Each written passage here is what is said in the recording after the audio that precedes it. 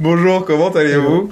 Bienvenue sur ce live. On te voit 2 fois du coup. Tu es là 2 fois, Oui, ici et ici. Et même 3 fois, pardon. Tu es là-bas aussi. C'est très dur de savoir où pointer. C'est un peu gênant. Non, mais j'aime bien. Ça fait un triptyque. C'est un peu gênant. C'était ma bannière pour Octogone, la convention Octogone à Lyon. Et je me disais, mais les gens, ils connaissent ma tête. Du coup, s'ils veulent se dire, tiens, mais qu'est-ce qu'il fait maintenant? Il faut qu'ils voient ma tête, mais c'est un peu gênant à faire, j'avoue que... C'est toi qui as fait le kakémono? Ouais. D'accord. Bah oui, ouais. Non, je fais tout seul, là, donc... Enfin, tout seul. J'ai ma chérie qui a fait l'illustration, voilà. Ah, d'accord, donc... Sachant que là, l'illustration qu'on voit là, c'est une illustration que tu as faite et qui correspond au jeu dont tu vas nous parler aujourd'hui, ouais. Zombie Descent System. Ouais, c'est ça, okay. Exactement. N'allons pas trop vite en besogne, ouais, allons pas à pas. Dans un premier temps, donc on est avec Seb, qui est notre spécialiste du jeu de rôle et qui va m'apporter une aide bien volontiers sur cet univers assez riche, que je ne connais pas parfaitement sur le bout des ongles, même si je suis quand même pas trop mauvais. Le mec essaie de... Bon, il paraît que tu t'y es mis quand même. Je me suis mis un peu. Exactement, on a un peu joué, etc. Bonjour à toutes les personnes qui nous rejoignent d'ailleurs. Hein, merci beaucoup d'être là. Salut Emeric, salut Gametrotter. Bienvenue. Donc Seb qui m'épaulera, mais ce qui est intéressant aujourd'hui, ce n'est pas ni moi ni toi, Seb, c'est surtout toi, Damien, qui va présenter, qui est juste là, regardez, il est incroyable. Et du coup, aujourd'hui, on va parler un petit peu de ton parcours, ce que tu as fait avant, de ton pedigree ludique, parce que c'est ça qui va nous intéresser. Ce que tu fais chez toi, ça te regarde. Nous, ce qui nous intéresse, c'est plus ton pedigree ludique, tout ce que tu as pu faire autour du jeu et du jeu de rôle. Et après, l'idée c'est aussi de nous parler un petit peu de Rolliscatonic, petit jeu de mots avec Miskatonic. J'ai la ref. J'ai la ref de Miskatonic quand même. Hein. Ouais, donc, je suis pas si perdu. Lovecraft quand même. Ouais, bon, j'avoue. Mais je l'avais pas il y a 6 ans, je pense. La première fois qu'on s'est vu il y a 6 ans, je pense que je l'avais pas. Et de nous parler aussi de Descent System et de Zombie. Zombie Descent System, parce qu'en fait, il y a un système et un jeu aussi. Ouais, en fait, ça va ensemble. C'est le nom provisoire de travail en fait du jeu, et j'attendais que le nom soit déposé à l'INPI pour communiquer sur le nom final. Je vais pas le faire aujourd'hui. Parce que c'est pas encore sûr. Non, parce que j'ai pas réfléchi à comment je voulais. Maintenant que j'ai été obligé de cacher le nom, le jour où je vais l'annoncer, il faut que je fasse un truc, quelque chose. Ça aurait pu être là. Mais sauf que la lettre, je l'ai reçue il y a 2 jours et j'ai bossé comme un fou pendant 2 jours, donc j'ai pas eu le temps de réfléchir. Le suspense, c'est insoutenable. Et du coup, malheureusement, je vais pas le faire avec vous, mais je vais montrer des trucs. Donc tu as un nom qui n'est pas Zombie Descent System. Ouais. Tu as un nom, mais pour l'instant, tu ne le divulgages pas. Mais à l'heure où les gens regardent peut-être ce replay, peut-être que maintenant, il y a sera divulgagé. Et le nom, c'est Walking Dead, en fait. Mais malheureusement, il a eu quelques problèmes avec la licence. Tu nous fais un Jean-Michel teasing, bien sûr. Je suis le fils caché de Robert Kirkman, c'est ça? Plein de teasing, mais c'est bien, au moins ça fait un peu monter la sauce. Du coup, oui, dans un premier temps, est-ce que tu peux te présenter pour ceux qui ne te connaissent pas, pour dire un petit peu, voilà, qu'est-ce que tu as fait dans le monde ludique? Alors déjà, je tiens à vous remercier de votre accueil, parce que je suis ravi d'être là avec vous pour parler de tout ça. En plus, ce soir, on fait des parties à la boutique Philibert à Strasbourg. Je sais que c'est vraiment super cool.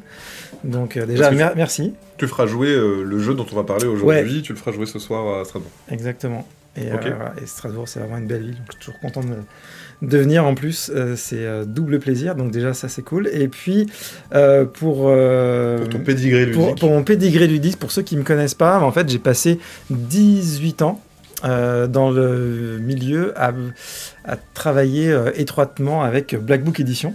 Ouais. J'ai quasiment fait que travailler pour Black Book, mais j'ai fait d'autres petits trucs, mais vraiment très très petits. Mes vrais débuts dans le JDR, c'est des illustrations que j'avais commises pour la 2e édition du jeu de rôle Earthbound. Tu as fait de l'illustration? J'ai fait de l'illustration, ouais, j'ai commencé comme ça. En fait, les illustrations étaient tellement... avec tout le respect que j'ai pour eux, c'était une petite boîte qui avait récupéré la licence de mon cœur. Et l'illustration était tellement nulle qu'on se disait avec mes copains, quitte à ce qu'elles soient nulles, autant que ce soit les miennes. Donc j'avais Parce que tu n'étais pas illustrateur de profession. Oui. Non, pas du tout, mais c'est vrai que j'ai toujours dessiné beaucoup quand j'étais jeune, etc. À l'époque, j'avais pas encore complètement abandonné le dessin, ce que j'ai fait après. Du coup, et en plus, j'imitais mal le style de Jeff Lobenstein, qui était un des illustrateurs phares de l'époque de Phasa Corporation sur Shadowrun, sur Earthbound. Et du coup, je faisais des espèces d'imitation de son style, et malgré tout, j'ai pas besoin d'être prétentieux pour dire que c'était mieux que ce qu'il y avait à côté, parce que c'était vraiment catastrophique, quoi. c'était un jeu qui n'était pas du tout manga dans l'esprit. Il y avait des illustrations de manga, et puis même elles étaient moches. Donc voilà, j'ai commencé un petit peu comme ça, en travaillant sur. Mais tu l'as fait professionnellement du coup. Et ben il m'avait payé. C'était vraiment, alors c'était des clopinettes. Ouais, mais c'était quand même un premier pas quoi. Ouais, j'avais signé un contrat, c'était payé, donc c'était. Okay. Non, c'était chouette quand même. Tu vois, Mais quand tu seras riche et célèbre, ces illustrations dégueulasses vaudront peut-être beaucoup d'argent. Alors, ces illustrations digitales, j'aurais dit, quoi qu'il y en a. Non, il y en a certaines. Non, elles étaient ancrées. Je pourrais en faire des NFT. Mais franchement, il n'y a pas grand-chose à garder quand même. Bon, ça reste quand même un univers culte. Voilà. Je pense que ça va se perdre, malheureusement, avec le temps. Ouais, je pense qu'il était culte à l'époque où tout était super bien dans ce jeu-là. Mais après, quand tu as fait 4 éditions, voire 5, et en fait, il n'y en a eu qu'une qui était bien, vraiment. Je me demande laquelle. Vous parlez de quel jeu ? Non, il y en a une et demie qui était bien, c'est-à-dire la première édition, et puis l'édition qui compilait tout ça et qui avait remanié les règles pour que ce soit plus équilibré, donc celle qu'on a traduite avec Black Book Edition à l'époque, la classique. Je me demande pourquoi celle-là c'est la meilleure. Hein, tiens. Non, mais je pense que ça aurait pu être mieux ce qu'ils ont fait après. Moi, j'aurais souhaité que ce soit mieux, mais je trouve pas. Voilà, il y avait des grands auteurs. Il faut dire que l'époque de Phasa Corporation, à l'époque de Shadowrun Earthdawn, on est dans les années 90, ils ont des auteurs incroyables qui ont écrit parmi les meilleurs suppléments de l'histoire du jeu de rôle, mais pas que pour ces jeux-là d'ailleurs. Pour Donjons & Dragons aussi. Je pense à Nigel Definet par exemple. Il y en a plein d'autres. Je vais pas avoir tous les noms qui vont tomber là parce que j'avais pas préparé le truc. Mais c'est ça. Je suis pris par surprise, mais paf. Nous on est comme ça. On savait de toute façon quand Tom Down. Qu'est-ce qu'il y avait bref. Pas du tout parler de son jeu de toute façon, c'est prévu. C'est ça. Plutôt ses expériences. Donc j'ai déjà digressé, mais en gros voilà. Donc j'ai beaucoup travaillé avec Black Book Edition. J'ai fait surtout du jeu de rôle. J'ai vécu toute l'épopée. Parce que Black Book, t'es arrivé chez Black Book Edition comment ? En faisant la traduction. D'accord, donc au départ, tu te dis, tiens, moi j'ai des compétences en traduction. Non, ça se passe pas du tout comme ça. Non, c'est moi j'ai des compétences en jeu de rôle. Parce que j'avais pas les compétences en traduction. Mais t'avais des compétences en jeu de rôle. J'étais un passionné de jeu de rôle quand même depuis tout gamin. C'est très drôle parce que quasi 100% des gens qui travaillent dans le jeu découlent de leur passion initialement. C'est-à-dire que d'abord ils jouent, et ensuite, parce qu'ils s'intéressent et parce qu'ils ont acquis des compétences, soit parce que c'est des joueurs, joueuses, etc., ils s'orientent presque naturellement vers le milieu professionnel, parce qu'en fait, ça devient des vraies compétences en fait, que tu développes. Et là, c'est drôle que tu me dises que tu te retrouves à faire un truc de traduction, alors que t'es pas du tout à la base... J'ai quand même fait une fac d'anglais. Non, mais voilà, mais à la base, c'est pas trop ça, mais au final, t'y vas pour le sujet et pas le métier. Tu sais, moi, genre par exemple, je fais de la com', je pourrais faire de la com chez des dentistes, tu vois. Ouais, bien sûr. Mais au final, non, je me retrouve à faire du jeu de société. Bon, je fais de la com, mais je suis dans le jeu de société. Il y a un truc avec le ludique qui est étonnant.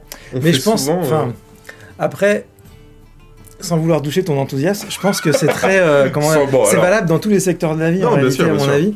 Parce que tu vois... c'est le travail passion en aussi. fait, on est porté par découvrir des choses. Des fois, c'est pas des choses qui nous passionnent au départ. Ça peut être le métier de nos parents.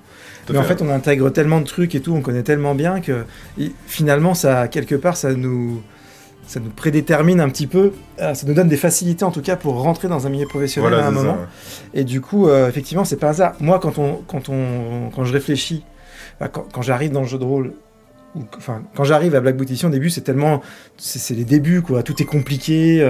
C'est une société le jeu de rôle est mort à ce moment-là. C'est vraiment dur d'en vivre, etc. C'est quelles années ? On est dans début des années 2000. Pour toi, début de 2000, le jeu de rôle est mort. À part Donjon 3.5 qui couvre tout, c'est l'époque où Croc dit que le jeu de rôle est mort. Ok.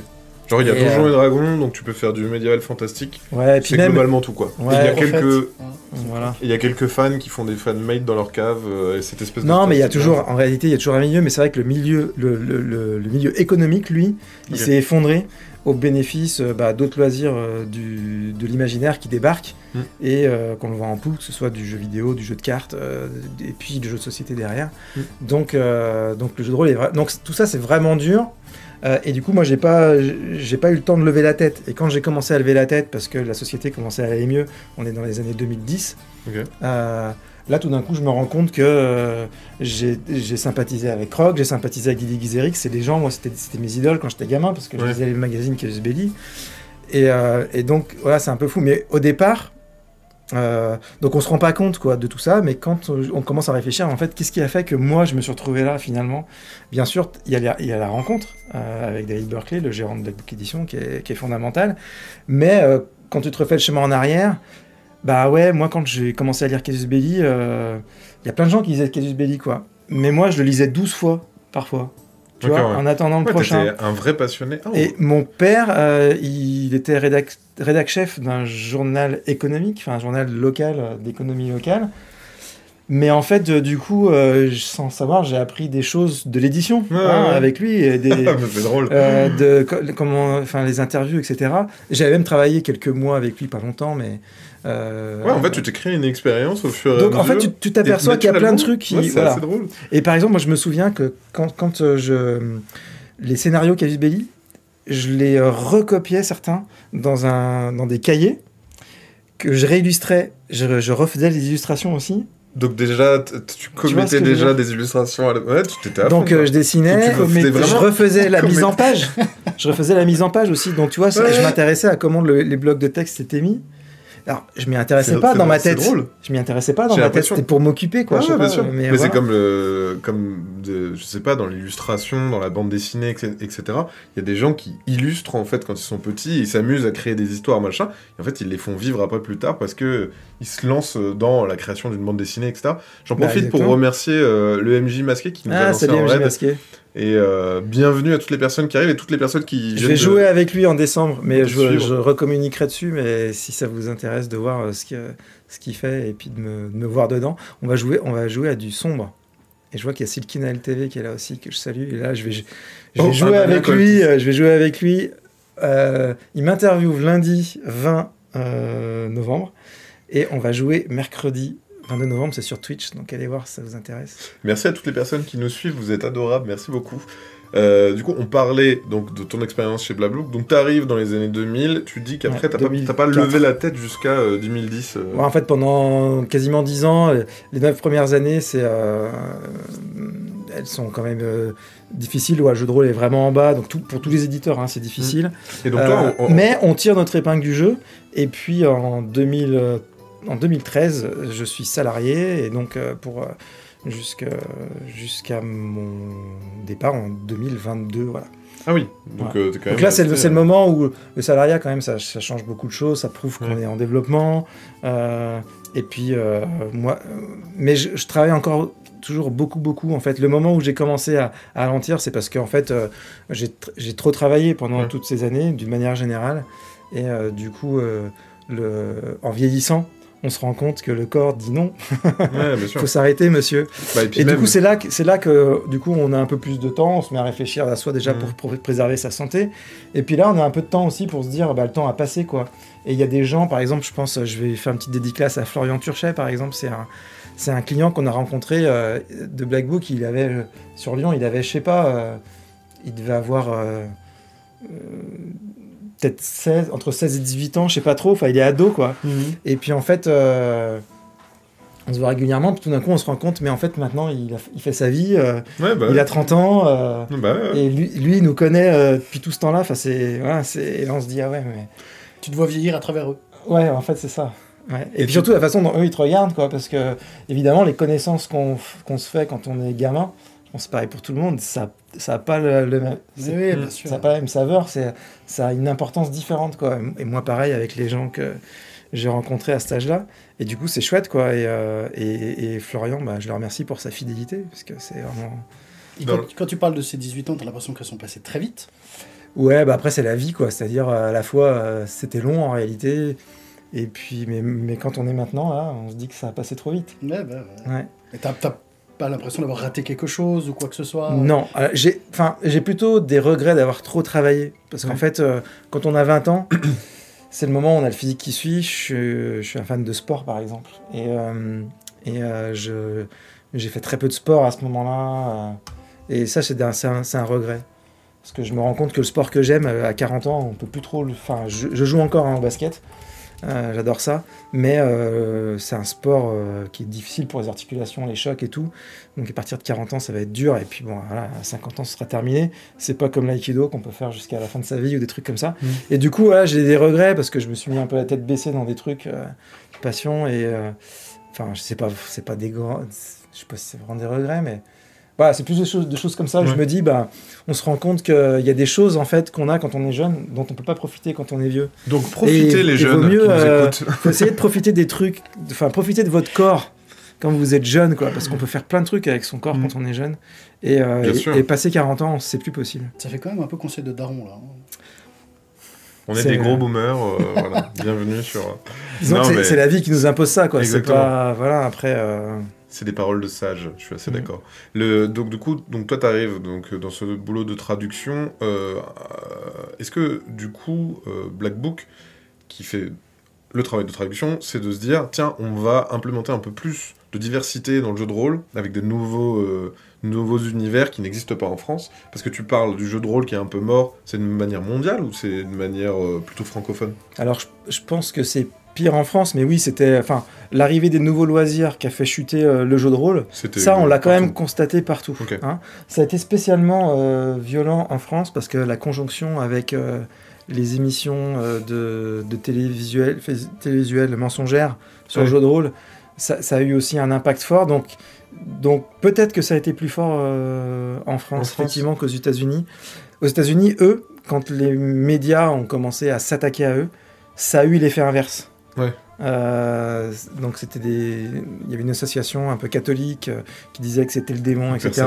Et en fait, de ce que je sais moi de ce marché-là à ce moment-là, c'est qu'au contraire, ça a fait exploser les ventes. Donc il y a eu un effet Streisand. Ouais, exactement. Ce qui est rigolo, c'est qu'il y a... Alors qu'en France, c'est pas du tout. En France, l'émission de Mireille Dumas était regardée par les profs et les gens du milieu, du milieu public, on va dire.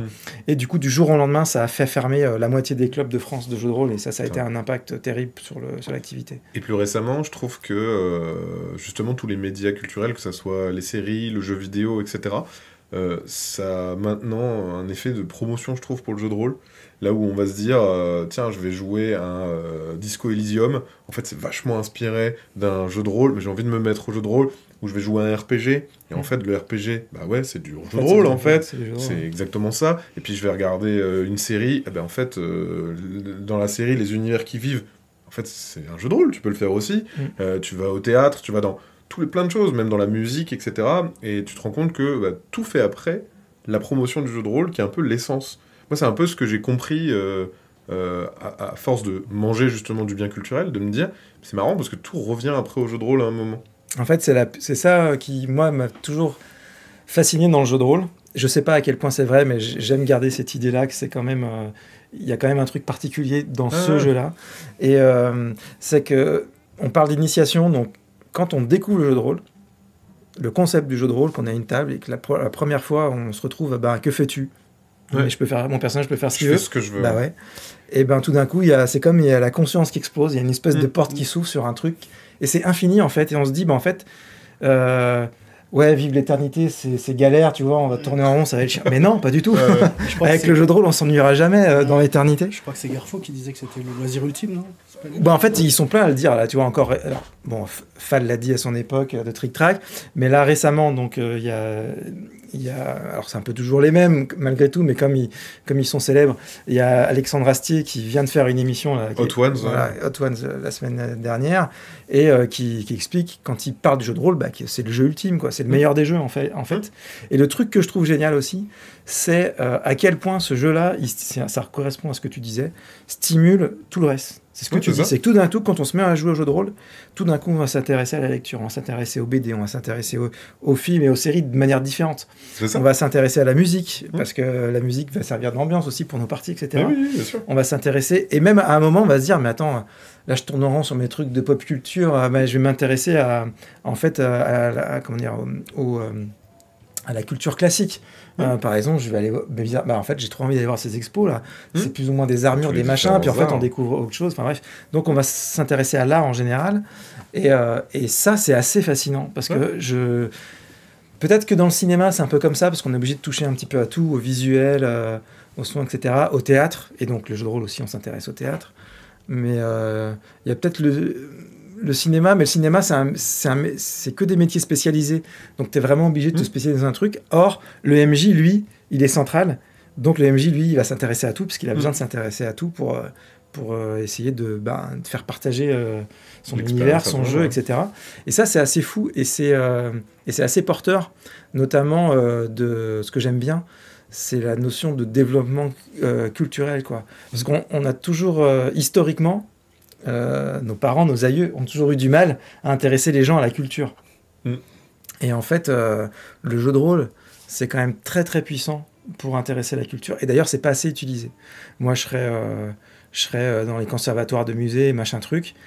Il y a une expo, il y a un jeu de rôle. Enfin, à partir du moment où tu as un petit lien historique, peut-être il y a des trucs, c'est compliqué, certaines expos d'art contemporain où c'est difficile de faire le lien. Mais dès que tu as de l'histoire un petit peu ou des choses comme ça, en fait, tu vas pouvoir créer du lien avec des jeunes qui vont tout d'un coup voir en vrai un premier truc, une vraie armure, un vrai tableau où il y a une histoire folle derrière, un truc comme ça. Et à mon avis, tout le monde devrait faire du jeu de rôle pour développer l'appétit culturel.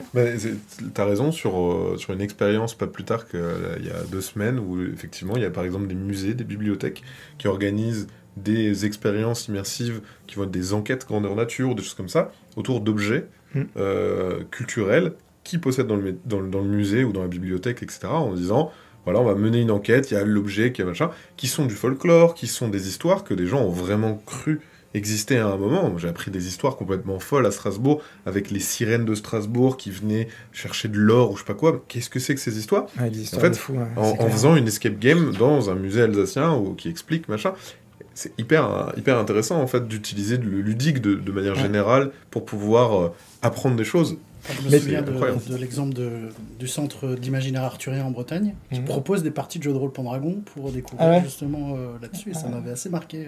C'est trop bien. C'est trop bien. Tu vis vraiment la légende, tu es vraiment au cœur du truc. Et tu vois, par rapport à l'escape game, la puissance du jeu de rôle, c'est que quand tu vas découvrir genre un escape game sur un truc culturel avec les objets et tout, c'est hyper cool. Hein. Je dis, c'est pas pour...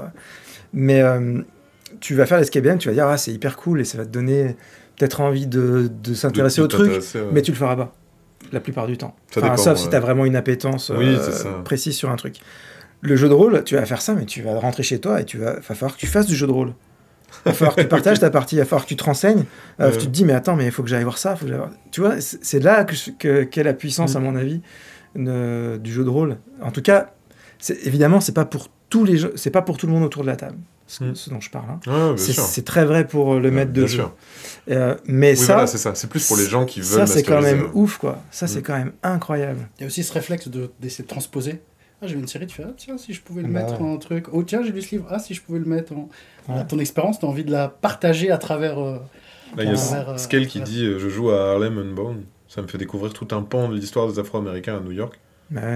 Donc voilà, il y a aussi il y a aussi sur des thématiques des fois qui permettent un peu plus mis en lumière pour qu'on se dise mais c'est vrai, il y a eu cette période-là, machin, au-delà des univers fantastiques, il y a aussi les univers réels. Le jeu de rôle, du coup, on l'a dit, on va finir par les convaincre, effectivement, on va finir par les croire. Pour revenir un petit peu à toi, donc tout le jeu de rôle, tu te dis, du coup en 2022, tu quittes BlackRock. BlackBook, pardon. BlackRock, c'est un distributeur. Et tu vois, je confonds toujours les deux. Quand je suis arrivé au tout début, je confondais les deux. Je me suis dit, non, mais ça n'a rien à voir. BlackBook fait essentiellement du livre jeu de rôle.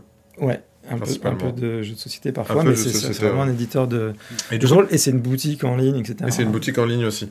Et du coup, c'est pas un éditeur. C'est pas un distributeur. C'est pas un distributeur, c'est un éditeur. Tu décides du coup de quitter BlackBook pour justement t'émanciper de cette charge de travail et créer... Non, pas forcément. C'est pas pour m'émanciper de la charge de travail. J'avais déjà un petit peu... j'étais devenu un peu plus raisonnable, sachant que c'était moi qui étais responsable de tout ça. Non, bien sûr. Mais c'était plutôt que... comment dire ? En réalité, il y a un moment où on sent qu'il faut... Ouais, c'est bon. Ouais, il faut changer. Et puis comment dire... C'était pas dans l'idée de créer un jeu. Tu t'es pas dit, il faut que je crée un jeu, du coup, j'ai pas le temps. En fait, non, c'était parce que justement, je savais pas ce que je voulais faire. D'accord. Ça t'a permis de lâcher un peu. Tout le monde autour de moi, tous mes proches savaient ce que j'allais faire. Ouais. Mais moi, je savais pas. Parce qu'en fait, un des trucs qui était compliqué en termes personnels, pas du tout professionnel, parce que c'était génial professionnellement parlant, c'est que par la force des choses, j'ai quasiment fait tous les métiers dans ce secteur de l'édition. Okay. J'ai commencé comme traducteur, j'ai fait des illustrations aussi, j'ai écrit un petit peu. Tu avais plusieurs casquettes à ton arc. J'ai fait de la maquette. Tu as eu l'expérience vidéo. Voilà, j'ai fait de la maquette, j'ai fait de la vidéo, j'ai fait de la com, j'ai fait des colis, j'ai discuté avec les distributeurs, j'ai discuté avec les partenaires pour même gérer des licences, même si je ne l'ai pas forcément toujours très bien fait à mes débuts. Mais et en fait, toutes ces choses-là, les 3/4, j'aurais jamais eu envie de les faire au départ. Parce que moi, je me vivais plutôt comme un créatif. J'avais plutôt envie d'écrire des scénarios, des jeux de rôle, des systèmes, des trucs comme ça. Et alors, j'aimais bien les aspects visuels. Donc, c'est comme ça que je suis rentré. Voilà, j'ai commencé à faire des maquettes parce que j'aime quand même bien les visuels. Puis, il faut faire les visuels de com. Mais en fait, c'est sympa de faire des visuels de com aussi, etc. Parce que tu t'intéresses aussi. Mais parce que parce que t'es curieux. En fait, c'est pas tant ça, c'est que c'est par obligation. Si on m'a dit il faut faire les visuels de com, j'aurais dit non, je veux pas, même si j'aime bien faire des visuels. Mais tu t'y intéresses quand même après coup. Tu te dis. En fait, c'est ça. C'est après coup que je m'y intéresse. Ouais, et justement, c'est exactement ça. Ouais. Donc, et j'en suis arrivé à la fin où j'ai tellement fait de trucs que tout m'intéresse que je sais plus ce que j'avais envie de faire. C'est génial, les gens comme toi. Ah non, ça me saoule de faire ça. Vas-y, mais essaye, tu verras. Bon, en fait, j'aime bien. En fait, c'est trop bien. C'est cool. Moi, c'est un truc débile. Et puis, je sais que j'en ai pas fait assez.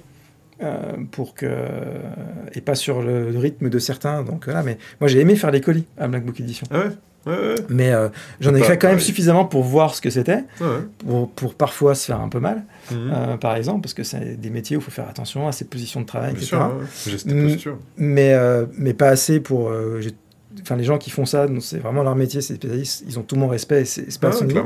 Et moi j'ai aimé faire ça aussi. Pourquoi ? Parce que c'est toujours pareil, quand ce qu'on fait a du sens, quand on comprend en fait toute la chaîne, tout ce qui se passe, ça a du sens. Moi, ça avait du sens parce que je comprenais, je connaissais même les clients qui allaient recevoir mon colis. Quand je faisais mon colis, moi j'aimais bien savoir à qui je le faisais, je regardais toujours au moment de « Ah, c'est lui ». Alors, il y avait plein de gens que je ne connaissais pas, mais des gens qui reviennent. Ah, c'est pas je l'ai déjà vu. Je l'ai eu en SAV. Ah, il est sympa. Tiens, je lui rajoute un petit mot. Et du coup. Donner du sens en fait à ce que tu fais. Et aujourd'hui, c'est quelque chose. C'est ça, c'est que souvent, on a peur de ne pas aimer les choses.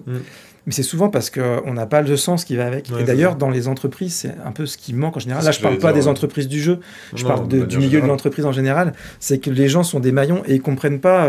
quand ils ont une tâche, pourquoi on ne fait pas partager tout le truc. Et l'autre problème aussi, c'est que quand on voit tout le truc, des fois, le système capitaliste, il est capable de générer des trucs inutiles qui vont lui rapporter de l'argent. Et ça, c'est terrible pour les gens dans le travail. Ça, c'est un truc... nous, c'est pas trop notre cas. Ce que j'aime bien dans ce que tu dis, c'est que tu as plein de casquettes. Et à un moment, là, tu t'es dit, mais parmi toutes ces casquettes-là, quelle est celle que j'ai vraiment envie de faire là, maintenant, aujourd'hui ? Alors ça, pour moi, c'était hyper dur. Mais je comprends. Vraiment très dur. Mais tout le monde, je te dis, tout le monde savait autour de moi ce que j'allais faire. Et du coup, tu te mets à ressortir un système, le Zombie des 100 systèmes, que tu avais déjà dans ta besace, ou c'est quelque chose que tu as développé suite à ton départ ? Eh bien, en fait, j'avais déjà posé des bases, en fait, il y a quelques années. Au départ, j'avais même proposé qu'on fasse un jeu de zombies. Puis en fait, 7e Cercle, je me souviens, 15 jours après, avait annoncé Z-Corp. Donc on s'est dit, bon, voilà, ça sert à rien, on va pas sortir un truc... Donc ça remonte à il y a quelques années, Z-Corp, la première édition. Et du coup, mais c'était resté cette idée-là parce que moi, j'avais pas découvert les zombies jeunes parce que j'ai été traumatisé par Alien tout gamin et du coup, les films d'horreur, c'était niette. Et donc, c'est que plus tard que je me suis mis là-dedans. Et donc, voilà, ça m'a plu comme... c'est rigolo. C'est rigolo, ouais. Donc, j'étais d'autant plus motivé que quelqu'un qui voit ça depuis des années, qui en a limite marre, tellement il en a vu. Moi, c'était l'inverse, j'étais à fond dedans. Et je découvrais aussi Walking Dead à côté, la BD que je trouvais super. Et bref, et du coup, ça me trottait toujours dans la tête. Et en fait, parallèlement à ça, quelques années plus tard, je pense 4-5 ans après, j'ai plus trop les timelines, mais le système, le basic système, de l'appel de Cthulhu, moi, il me convenait plus déjà depuis longtemps. Et j'avais vraiment envie, après l'expérience Chroniques oubliées, où un peu par hasard, avec David Berkeley, on a réussi à créer un système quelque part bien mieux que ce qu'on pensait. Okay. Parce que nous, il y avait des super idées, notamment amenées par David sur le sujet. Moi, dans la façon de développer, c'était le premier truc que je développais un peu tout seul. Donc, j'ai fait des choses sans trop comprendre ce que je faisais. Et au final, nous, on voulait que ce soit un jeu d'initiation vraiment pour les jeunes. Et en fait, non seulement c'était un jeu d'initiation pour les jeunes, mais en plus, il y avait toute une partie du public plus âgé. C'était aussi le jeu qu'ils attendaient. D'accord. Donc pour jouer tu parles autant aux initiés qu'aux néophytes. Et donc ça, c'est le genre d'exploit dans le jeu de rôle qui est un peu fou, quoi. Tu peux pas... Wow, quand t'essayes de le faire, t'y arrives pas. Ouais, t'y arrives jamais. Là, et du coup, nous, on n'a pas du tout essayé de le faire, et en fait, ça nous est tombé dessus. C'était assez incroyable.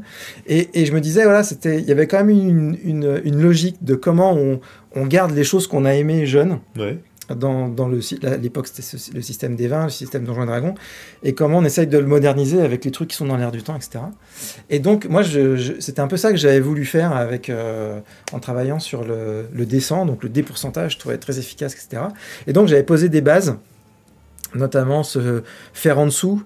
Moi, mon problème, quand on jette le pourcentage, il faut faire, on a 60% de chance, donc il faut faire moins de 60% pour réussir. C'est qu'il faut jeter les dés pour faire un petit jet, c'est psychologique, mais j'aime pas. Moi, j'ai envie de faire beaucoup sur les dés. T'as envie de lancer un saut de dés, hein. Ouais, et puis surtout, j'ai envie de faire un gros score. Ah, un gros score. Vois, ah oui, c'est le 20 nat, quoi, tu vois, c'est le plus beau score. Plus tu te rapproches de 1, 2, 3, plus tu te dis, oh, c'est nul. Alors qu'en fait, là, c'est une super réussite. Voilà. Et donc, comment je résous ce problème-là ? En fait, il faut faire en dessous, mais il faut faire le plus haut chiffre possible.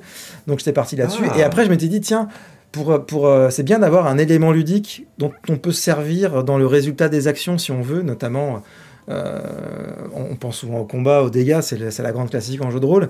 Et du coup, je me suis dit, mais en fait, le chiffre des dizaines, il est bien parce qu'en fait, il est de 1 à 10, quoi. C'est un chiffre qui est hyper facile à utiliser à toutes les sauces.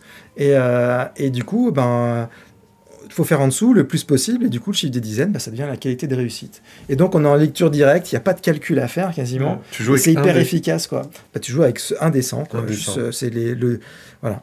Et donc, j'ai posé cette base-là à ce moment-là. Et alors, depuis, il y a plein de gens qui ont eu la même idée, malheureusement pour moi. Mais c'est comme ça. Je pense à Néphilim, par exemple. Il y a Quantique aussi qui a basé son système un peu sur ce genre de concept. Et du coup, mais bon, j'avais posé toutes ces balises-là et j'avais fait jouer un scénario Cthulhu à l'époque, enfin épouvante en réalité, inspiré un petit peu de... Enfin, la prémisse avait été un roman de Anne Rice que j'adore, qui est méconnu, qui s'appelle La Voix des Anges, parce que c'est pas un bouquin fantastique, et pourtant il est génial. Et grâce à ce bouquin-là, tu comprends que comment il s'appelle, Michael Jackson, il était forcément castré avec sa voix en fait. Parce que c'est une histoire de castration de voix d'enfant, etc. Bon bref, je pars vite dans tous les sens. Donc voilà, donc j'avais fait ce scénario-là Cthulhu, et puis et je m'étais dit, ça pourrait être bien pour mon truc de zombie, parce qu'en fait, c'est un système qui se veut contemporain, réaliste en fait. En fait, quand on joue en 1920 et quand on joue aujourd'hui, quand on veut jouer en épouvante, donc un peu réaliste, finalement, ou zombie, c'est un peu le même feeling qu'on recherche. Et entre-temps, j'ai découvert les jeux vidéo survival horror. Pas que je les ai joués, parce que j'ai pas le temps de jouer aux jeux vidéo, mais je m'y suis intéressé, notamment grâce à IG Mag, le super magazine de jeux vidéo qui existait à une époque. Et c'est là que je me suis dit, mais en fait, c'est ça le lien entre mon truc... Toulouse, zombie, tout ça, c'est le survival horror en fait. Parce que moi, ce que j'aime bien dans le jeu de rôle, qui est beaucoup de roleplay, j'aime bien les enquêtes, etc. J'ai l'ambiance, mais de temps en temps, j'aime bien qu'il y ait des combats ou des scènes d'action, tu vois, un peu folles, quoi, où vraiment tout est important, le moindre truc qu'on fait. Et souvent, les systèmes sont déceptifs et te permettent pas de faire ça. Et notamment, le basic system, on le sait très bien dans Toulouse, quand notre personnage, si on joue avec les règles, notre personnage, il meurt à tout bout de champ, quoi. On doit recréer un personnage sans arrêt. Parce qu'en fait, soit les trucs sont surpuissants, il n'y a pas d'équilibrage, puis soit en plus on peut pas faire grand chose, quoi. C'est un jet de dés, quoi. Ta mitraillette, elle a marché, t'as fait un gros jet de dés, tout le monde est mort. Ou alors je l'ai loupé, c'est moi qui est mort, quoi. Tu as peu de place pour l'improvisation et les choses un peu. Ouais, un peu, tu vois, ou le combat, où tout d'un coup, en fait, c'est important. Là, il y a un pont, mais si j'atteins pas le pont avant les autres, c'est pas pareil. Et puis en même temps, il se passe tel autre truc. Est-ce qu'on va sauver le personnage qui est là-bas, qui est de l'autre côté du pont, ou tout d'un coup, un peu le côté. Quand on dit le côté wargame, ça fait un petit peu peur, mais en réalité, c'est des séquences de jeu passionnantes qui ont à voir aussi avec le jeu de société et qui sont pas comme le wargame à l'époque où tu calcules tout à la petite case, c'est pas ça. Mais c'est vivre des trucs un peu stratégiques, en fait. Voilà, c'est le côté stratégique. Moi, c'est pas le côté pur wargame, il faut machin, mais il faut qu'il y ait un petit peu de stratégie. Donc, moi, il n'y a pas de case chez moi, je vous rassure tout de suite. Pas du tout. Mais le joueur va se dire. Il n'y a pas que les dés, et il n'y a pas que le MJ qui va me sauver parce que j'ai fait des mauvais jets de dés, quoi. Parce qu'en fait, c'est un peu ça qui se passe dans ce genre de cas. C'est le MJ te sauve. Alors, quand tu as 16 ans, tu le vois pas. Tu as l'impression et ça marche super bien. Mais quand tu as 20-30 ans, le MJ qui te sauve, en gros, ça veut dire que finalement, ça n'a plus trop de sens ce que tu fais en tant que PJ, quoi. Finalement, tout ce que je vais faire, c'est pas très important. À part interpréter mon personnage, si je serais bon en roleplay, tout le reste n'aura que peu d'importance. Et c'était pour remettre l'important, j'aime bien ce genre de truc. Donc voilà, après je me suis dit, zombie, descend survival horror. Et donc, quand je suis parti, je me suis dit, en fait, je vais faire ça. Et je me disais, Z-Corps venait finir son crowdfunding sur l'entièreté de sa gamme, c'est la fin de sa gamme. Et du coup, il y a de l'espace. Alors, entre-temps, malheureusement, ils ont annoncé Walking Dead, ils ont fait le Kickstarter The Walking Dead. Mais au moment où j'étais là, franchement, en France, en zombie, il n'y avait pas grand-chose. Donc, je me disais que j'allais marcher sur les plates-bandes de personnes. Et ça, c'était aussi assez important pour moi de faire mon projet, parce que j'ai vraiment envie de le faire, dans un état d'esprit... vraiment pour moi, quoi, en fait. C'est un moment je voyais ça comme un moment pour me ressourcer, où je vais faire ça tout seul, pas forcément avec un éditeur. Ok. Je vais juste moi avec mon jeu et le produit final que je veux voir sortir. Et finalement, le reste m'intéresse peu. Enfin, évidemment, pour que ça marche, il faut quand même qu'il y ait des gens qui viennent. Donc voilà. Puis en fait, comme ça c'était mon métier de vendre les jeux, de toute façon j'ai envie de garder le contact avec les gens et puis j'ai envie que ça leur plaise aussi. Je le fais aussi comme, en fait, je me suis toujours considéré comme un rôliste lambda, finalement assez lambda. On est tous un peu différents, on n'a pas tous les mêmes jeux, etc. Mais moi j'aime quand même le top de mes jeux dans l'ensemble, c'est quand même les jeux qui se vendent le plus, quoi. Tu vois ce que je veux dire? Je suis un peu basique. Et c'est pas une honte, hein. T'es pas original à aimer. Je suis pas hyper original. Après, je vais aimer beaucoup de jeux parce qu'on a la chance dans le jeu de rôle qu'en fait, il y a quand même beaucoup de super jeux, quoi. Et on n'est pas dans un milieu où, voilà. En fait, c'est rare qu'on soit déçu, quoi. Vraiment, qu'on soit déçu au point de trouver ça vraiment nul, quoi. Il y a pas beaucoup de jeux nuls qui sortent, quoi. Et donc, mais comme je suis assez lambda, c'est assez simple de se dire, si je fais un jeu pour moi, en fait, je sais que je le fais pour plein de gens. Un jeu qui sera assez. Je pense. Les gens vont aimer parce que toi, tu aimes les choses qui fonctionnent et qui plaisent aux gens. Alors, comme je fais du zombie, je relativise ça parce que je sais très bien que je me coupe d'une grande partie du monde. Mais en fait, ce qui est rigolo, pour le coup, le zombie, je trouve que c'est une thématique qui parle à beaucoup de gens parce que justement, quand tu vois des séries comme Walking Dead qui a fonctionné mais de ouf, alors que c'est quand même un univers post-apo avec des créatures morts-vivants, machin, etc. Bien dégueu. Bien dégueulasse, c'est un peu crado et tout. Tu dis, bon, d'accord. Ça marche, hein. Entre la BD, effectivement, pareil, moi j'ai tout lu, j'ai trouvé ça génial. La série qui a porté, qui a duré longtemps maintenant, il y a plein de spin-offs, etc. Ouais. Le zombie, parce que celui de Romero au cinéma, il intéresse. Le zombie, même vaudou, le zombie, tu vois, il y a un vrai délire de... Les gens, ils aiment bien. Ils trouvent ça cool. Ouais. Mais après je pense que sur les sociaux derrière aussi, que ça engage, hein, bien sûr. C'est hyper intéressant. Après, je pense sur le côté... Le jeu de rôle, on sait que traditionnellement, quand même, la culture la plus forte dans le jeu de rôle, c'est le médiéval fantastique. Bien sûr. Donc, dès qu'on sort du médiéval fantastique, de toute façon, on se coupe quand même d'une grande partie du public qui va peut-être se dire, ouais, j'aime bien les zombies, mais du coup, je vais en mettre dans mon monde médiéval fantastique, tu vois ce que je veux dire. Donc, je savais quand même que, en faisant Zombie des sans système, mon unique objectif, moi, c'est de rentrer dans mes frais. Je peux pas avoir des ambitions démesurées avec un truc pareil, c'est pas possible. Donc, et entre guillemets, tant mieux, parce que du coup, ça va m'aider aussi à me concentrer, à faire le truc que moi j'ai envie de faire. Ce qui était un peu la logique. Parce que sinon, si je faisais autre chose, j'allais devoir trop penser à tout ce que je sais du marché, quoi. Ah ouais, il faut que ça marche le mieux possible, machin truc. Et c'était le risque, parce que comme j'aime bien faire ce que je fais, j'allais me poser ces questions-là. Là, en faisant le zombie, mec, faut juste que tu fasses ton jeu préféré de zombie. Comme ça, les gens... Et c'est ta meilleure chance que les gens l'aiment en réalité. Et donc, bonjour, merci beaucoup Elena TV pour ton raid. Bienvenue à toutes les personnes qui nous rejoignent. On est en train de parler de jeux de rôle et là on est en compagnie de Damien qui nous parle de son prochain jeu de zombies. Donc si vous aimez les zombies, ça devrait vous plaire. Si vous aimez les jeux, ça devrait vous plaire. Là, j'imagine que vous étiez sur du jeu vidéo, probablement. Je crois que j'avais vu... Attends, j'essaie de me souvenir dans ma tête à quel jeu vidéo ils étaient en train de jouer, je ne sais plus. Mais intéressez-vous, parce que là, ce que tu proposes aussi comme jeu, en lisant un petit peu ce que tu proposais sur le site, c'est que ça se veut aussi un jeu assez initiatique pour des gens qui n'ont pas forcément l'habitude du jeu de rôle. C'est tout à fait accessible, en fait, le système du dessin. Parce qu'en fait... le jeu là que tu proposes, c'est assez limpide en fait. C'est très. Alors ouais, moi je suis compliqué. Hein. Je suis toujours dans des contradictions. C'est que par exemple, j'écris le jeu pour que ce soit très très clair à comprendre. Ouais. Donc effectivement, que quelqu'un qui découvre voilà, quelqu'un qui va découvrir mon jeu pour s'y mettre. En fait, effectivement, je pense que les textes sont hyper clairs. À côté de ça, c'est un système qui est qui est pas trop compliqué, hein, c'est une base de dessin. Il y a ces petites astuces dont j'ai expliqué là. Quand on est rôliste, ça va pas nous effrayer, mais quand on n'est pas rôliste, ah ouais, il faut que je fasse en dessous, mais le plus possible. Il y a déjà une subtilité quand même. On s'aperçoit que c'est pas non plus le plus simple qu'on pourrait faire. Donc, ils vont quand même découvrir un jeu qui, en réalité, à mon avis, correspond à un public. Vraiment un public de rôliste, quoi. C'est-à-dire que je fais un jeu de rôle qui me plaît... Parce que tu es un rôliste en l'âme. Voilà, je suis un rôliste un peu hardcore. Et du coup, voilà. Alors, mais effectivement, j'aime aussi la simplicité, donc c'est pas un jeu qui est trop compliqué. Bah, en fait, moi j'ai été séduit par beaucoup de jeux de rôle comme ça, même s'il y a un univers riche derrière, l'accessibilité, je trouve que... en fait, le jeu de rôle, de manière générale, je vais parler en tant que... j'imagine les gens peut-être aussi qui nous rejoignent sont un peu comme moi. Moi, le jeu de rôle, au début, je trouvais que c'était quelque chose qui était très communautaire, où tu te dis... Moi, je ne suis pas fait pour le jeu de rôle, il faut que je m'investisse, ça va me demander du temps, blablabla, blablabla.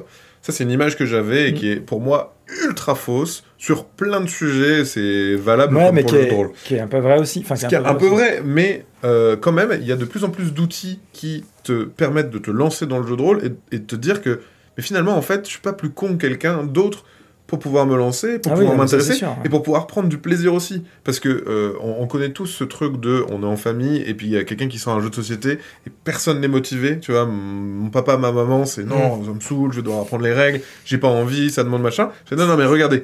Et en fait, même si le jeu est très profond, si la règle est simple et accessible, en fait, tu casses ce moment un peu frileux c'est le pédiluve, tu sais, de non, je veux pas sauter dans cette piscine horrible que je connais pas. Je veux d'abord alors ça peut être une personne qui fait le lion et qui dit bon allez, je vais vous montrer comment. Tiens, allez, je vais vous mettre des bouées, vous allez voir, ça va bien se passer, machin. Mais ça peut être aussi justement un système. Moi là, et puis les actual play, tu vois, les vidéos, parce que de plus en plus, non mais on voit l'actual play. C'est le truc qu'on n'avait pas nous, l'outil, faut expliquer ce que c'était le jeu de rôle avant, alors que maintenant tu dis va voir mais sur Twitch, tu vois l'actual play, mais c'est incroyable le nombre de gens qui mettent des décors, des univers, et à quel point les gens se passionnent pour ça, sans être joueurs et joueuses. Ils sont spectateurs, spectatrices d'un moment, comme on en parlait juste avant, on parlait de tous les biens culturels, etc., machin, pour vivre une histoire, pour vivre une aventure. Et là, ce système descend, moi, en fait, quand tu me dis, bon bah voilà, t'as 60% de chance que ça marche, tu lances ton dé, si tu fais en dessous de 60, bah c'est une chance de 1 à 60, c'est tes chances de gagner, et plus t'es proche de 60, plus c'est stylé. Voilà, c'est bon, j'ai compris en fait. Et il y a moyen de comprendre. Mais ça me fait pas peur. Après, je comprends que derrière, ça va pas être juste ça, et que bien sûr, il faut avoir tous les tenants aboutissants d'un jeu de rôle. Non, mais c'est un peu l'essentiel. Etc. Mais au moins, on a compris. Et en plus, tu me dis, c'est un univers zombie. Et moi, l'univers zombie, je pense que tout le monde sait ce que c'est un zombie. Et puis c'est super accessible en soi. La menace est clairement identifiée. C'est ce qu'il y a. On doit faire l'effet de groupe, tu vois, pour surmonter les défis. Donc il y a cet aspect qui regroupe totalement le JDR, qui est on fait ensemble quelque chose, tu vois, qui est super important. Chacun a des capacités, etc. Tu vois, on essaye. Et en même temps, il y a quand même une tension parce que t'es bizarre, t'es pas infecté là, t'es pas infecté, là. Tu vois, je trouve qu'au niveau roleplay, ça peut donner des moments super intéressants, de vraies tensions. Parce que tout le monde a déjà un petit bagage en fait. Tout le monde a déjà un petit bagage, que ce soit par le biais du jeu vidéo. Et des références, ouais, comme tu dis. C'est ça. Voilà, que t'aies vu juste un épisode où on a tous vu un truc de zombie, même si on n'aime pas trop ça. Et on a déjà compris le principe, quoi. Il y a une menace, ok, on va essayer de s'en sortir. Je vais essayer d'être celui qui s'en sort. Tu vois, si j'arrive à en faire sortir d'autres aussi, c'est cool. Tu vois, mais c'est assez égoïste. Mais en même temps, on doit faire avec le groupe. Tu vois, Mais ouais, et puis derrière, de se dire que justement, dans cet aspect-là, dans la mécanique, parce que c'est bien, tu vois, de vivre une histoire, mais comment dans la mécanique tu fais transpirer ça et vivre ce moment-là, et que tu te dis, ça va être ça en fait, ça va être ce dé là, 100. Et après, moi, je gère le reste. Hein. Les personnages joueurs, en fait, ils sont là pour vivre le truc, et comme tu disais, hein, il y a le boulot de MJ qui est un autre truc encore dans le jeu de rôle. Soyez joueur d'abord et ensuite généralement. Ouais, ou regardez une partie. De toute façon, il y a des gens. C'est une question de fibre un petit peu. Ouais, clairement. Souvent, c'est une question de fibre et puis à côté de ça, c'est une question d'affronter sa peur. Hein, de parler en public. C'est vrai que c'est un peu... Parce qu'il y a pas mal de gens qui ont envie d'être MJ et qui ont peur en fait de se lancer. Donc ça, c'est bon, il faut essayer de les motiver, d'être dans un bon cadre, etc. Ça, c'est jamais évident. Ça, c'est dommage, surtout pour tous les gens. À chaque fois qu'on entend quelqu'un qui me dit, moi, j'adorerais être MJ, mais j'ai peur de me lancer, on se dit, bah zut, quoi, lance-toi. Aucun de nous n'a fait la première partie de sa vie qui était formidable, hein, qu'on soit clair. Hein.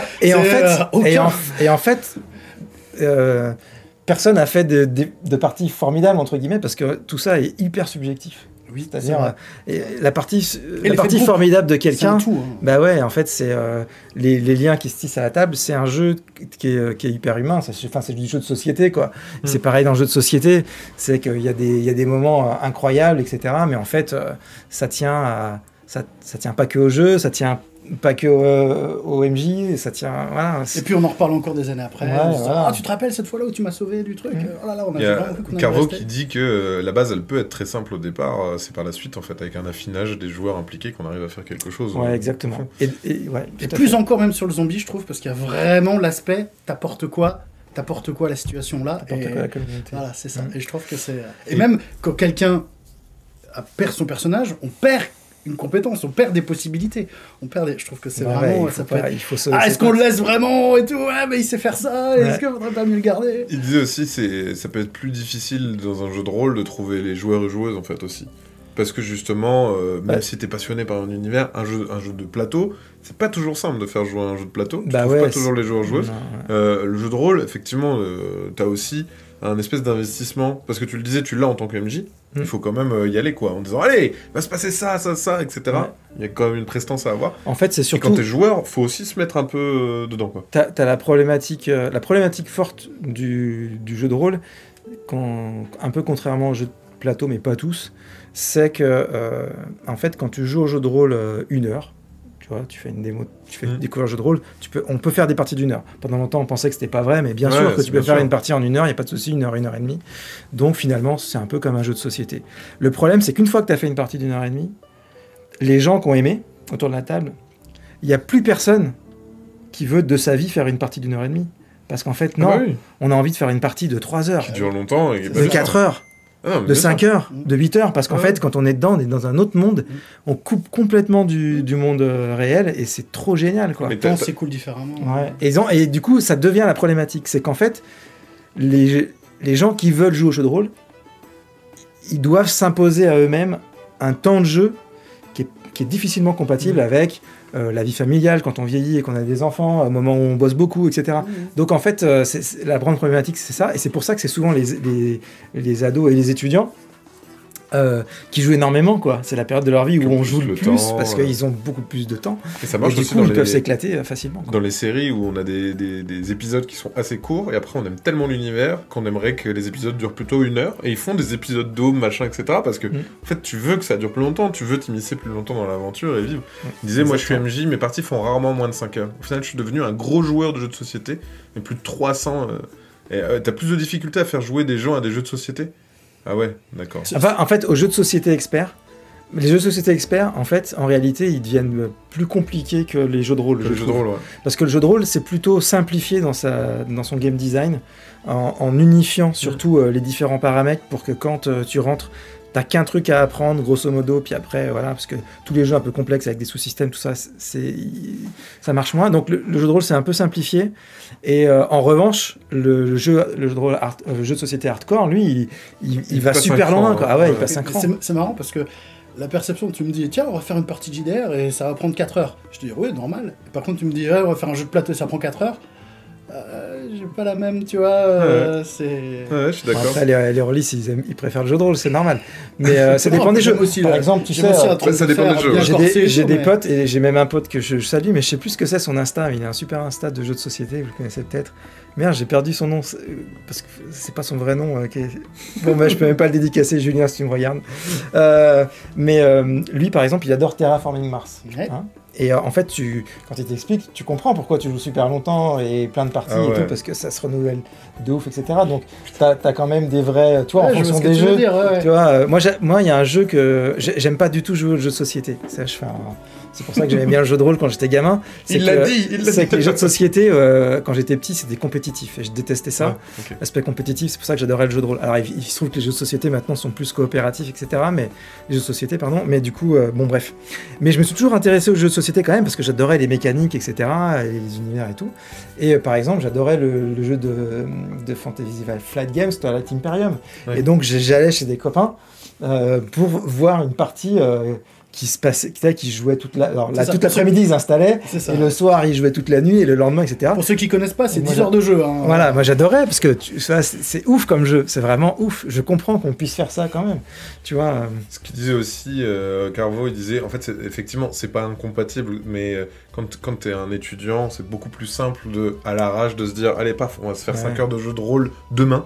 De 14h demain voilà. Ah bah ouais, on est dispo demain. Qui est dispo 5h demain quoi. Mais ça reste toujours possible effectivement de quand même faire beaucoup de jeux de rôle, même avec une vie de famille, c'est absolument possible. Oui, ça demande plus d'organisation. Ça devient pas incompatible, c'est sûr. En fait, les moments qui sont un peu douloureux, c'est la trentaine, quand au boulot on bosse beaucoup et qu'on a les premiers enfants, les premières années.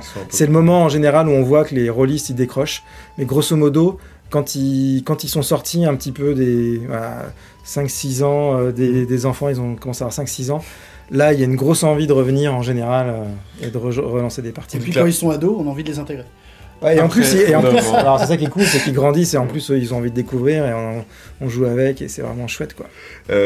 Ouais, en fait, il disait pareil, même avis, au-delà de 2 heures pour un jeu de société, c'est non, mais un jeu de rôle, bien sûr, c'est sûr. Ouais, parce que c'est trop court 2 heures, on va pas prendre son kiff quoi. Donc, Et puis aussi, c'est juste la révolution aussi, c'est les VTT, Discord, ça permet de faire 4 parties par semaine, etc. Ça c'est vachement démocratisé. Ça c'est le gros changement, c'est que avant la problématique de réunir son groupe de jeu, donc comme elle est très forte, c'est vrai qu'avec les VTT, en fait, quelqu'un qui veut jouer là maintenant, il peut jouer. Ah ouais, il a grosso modo.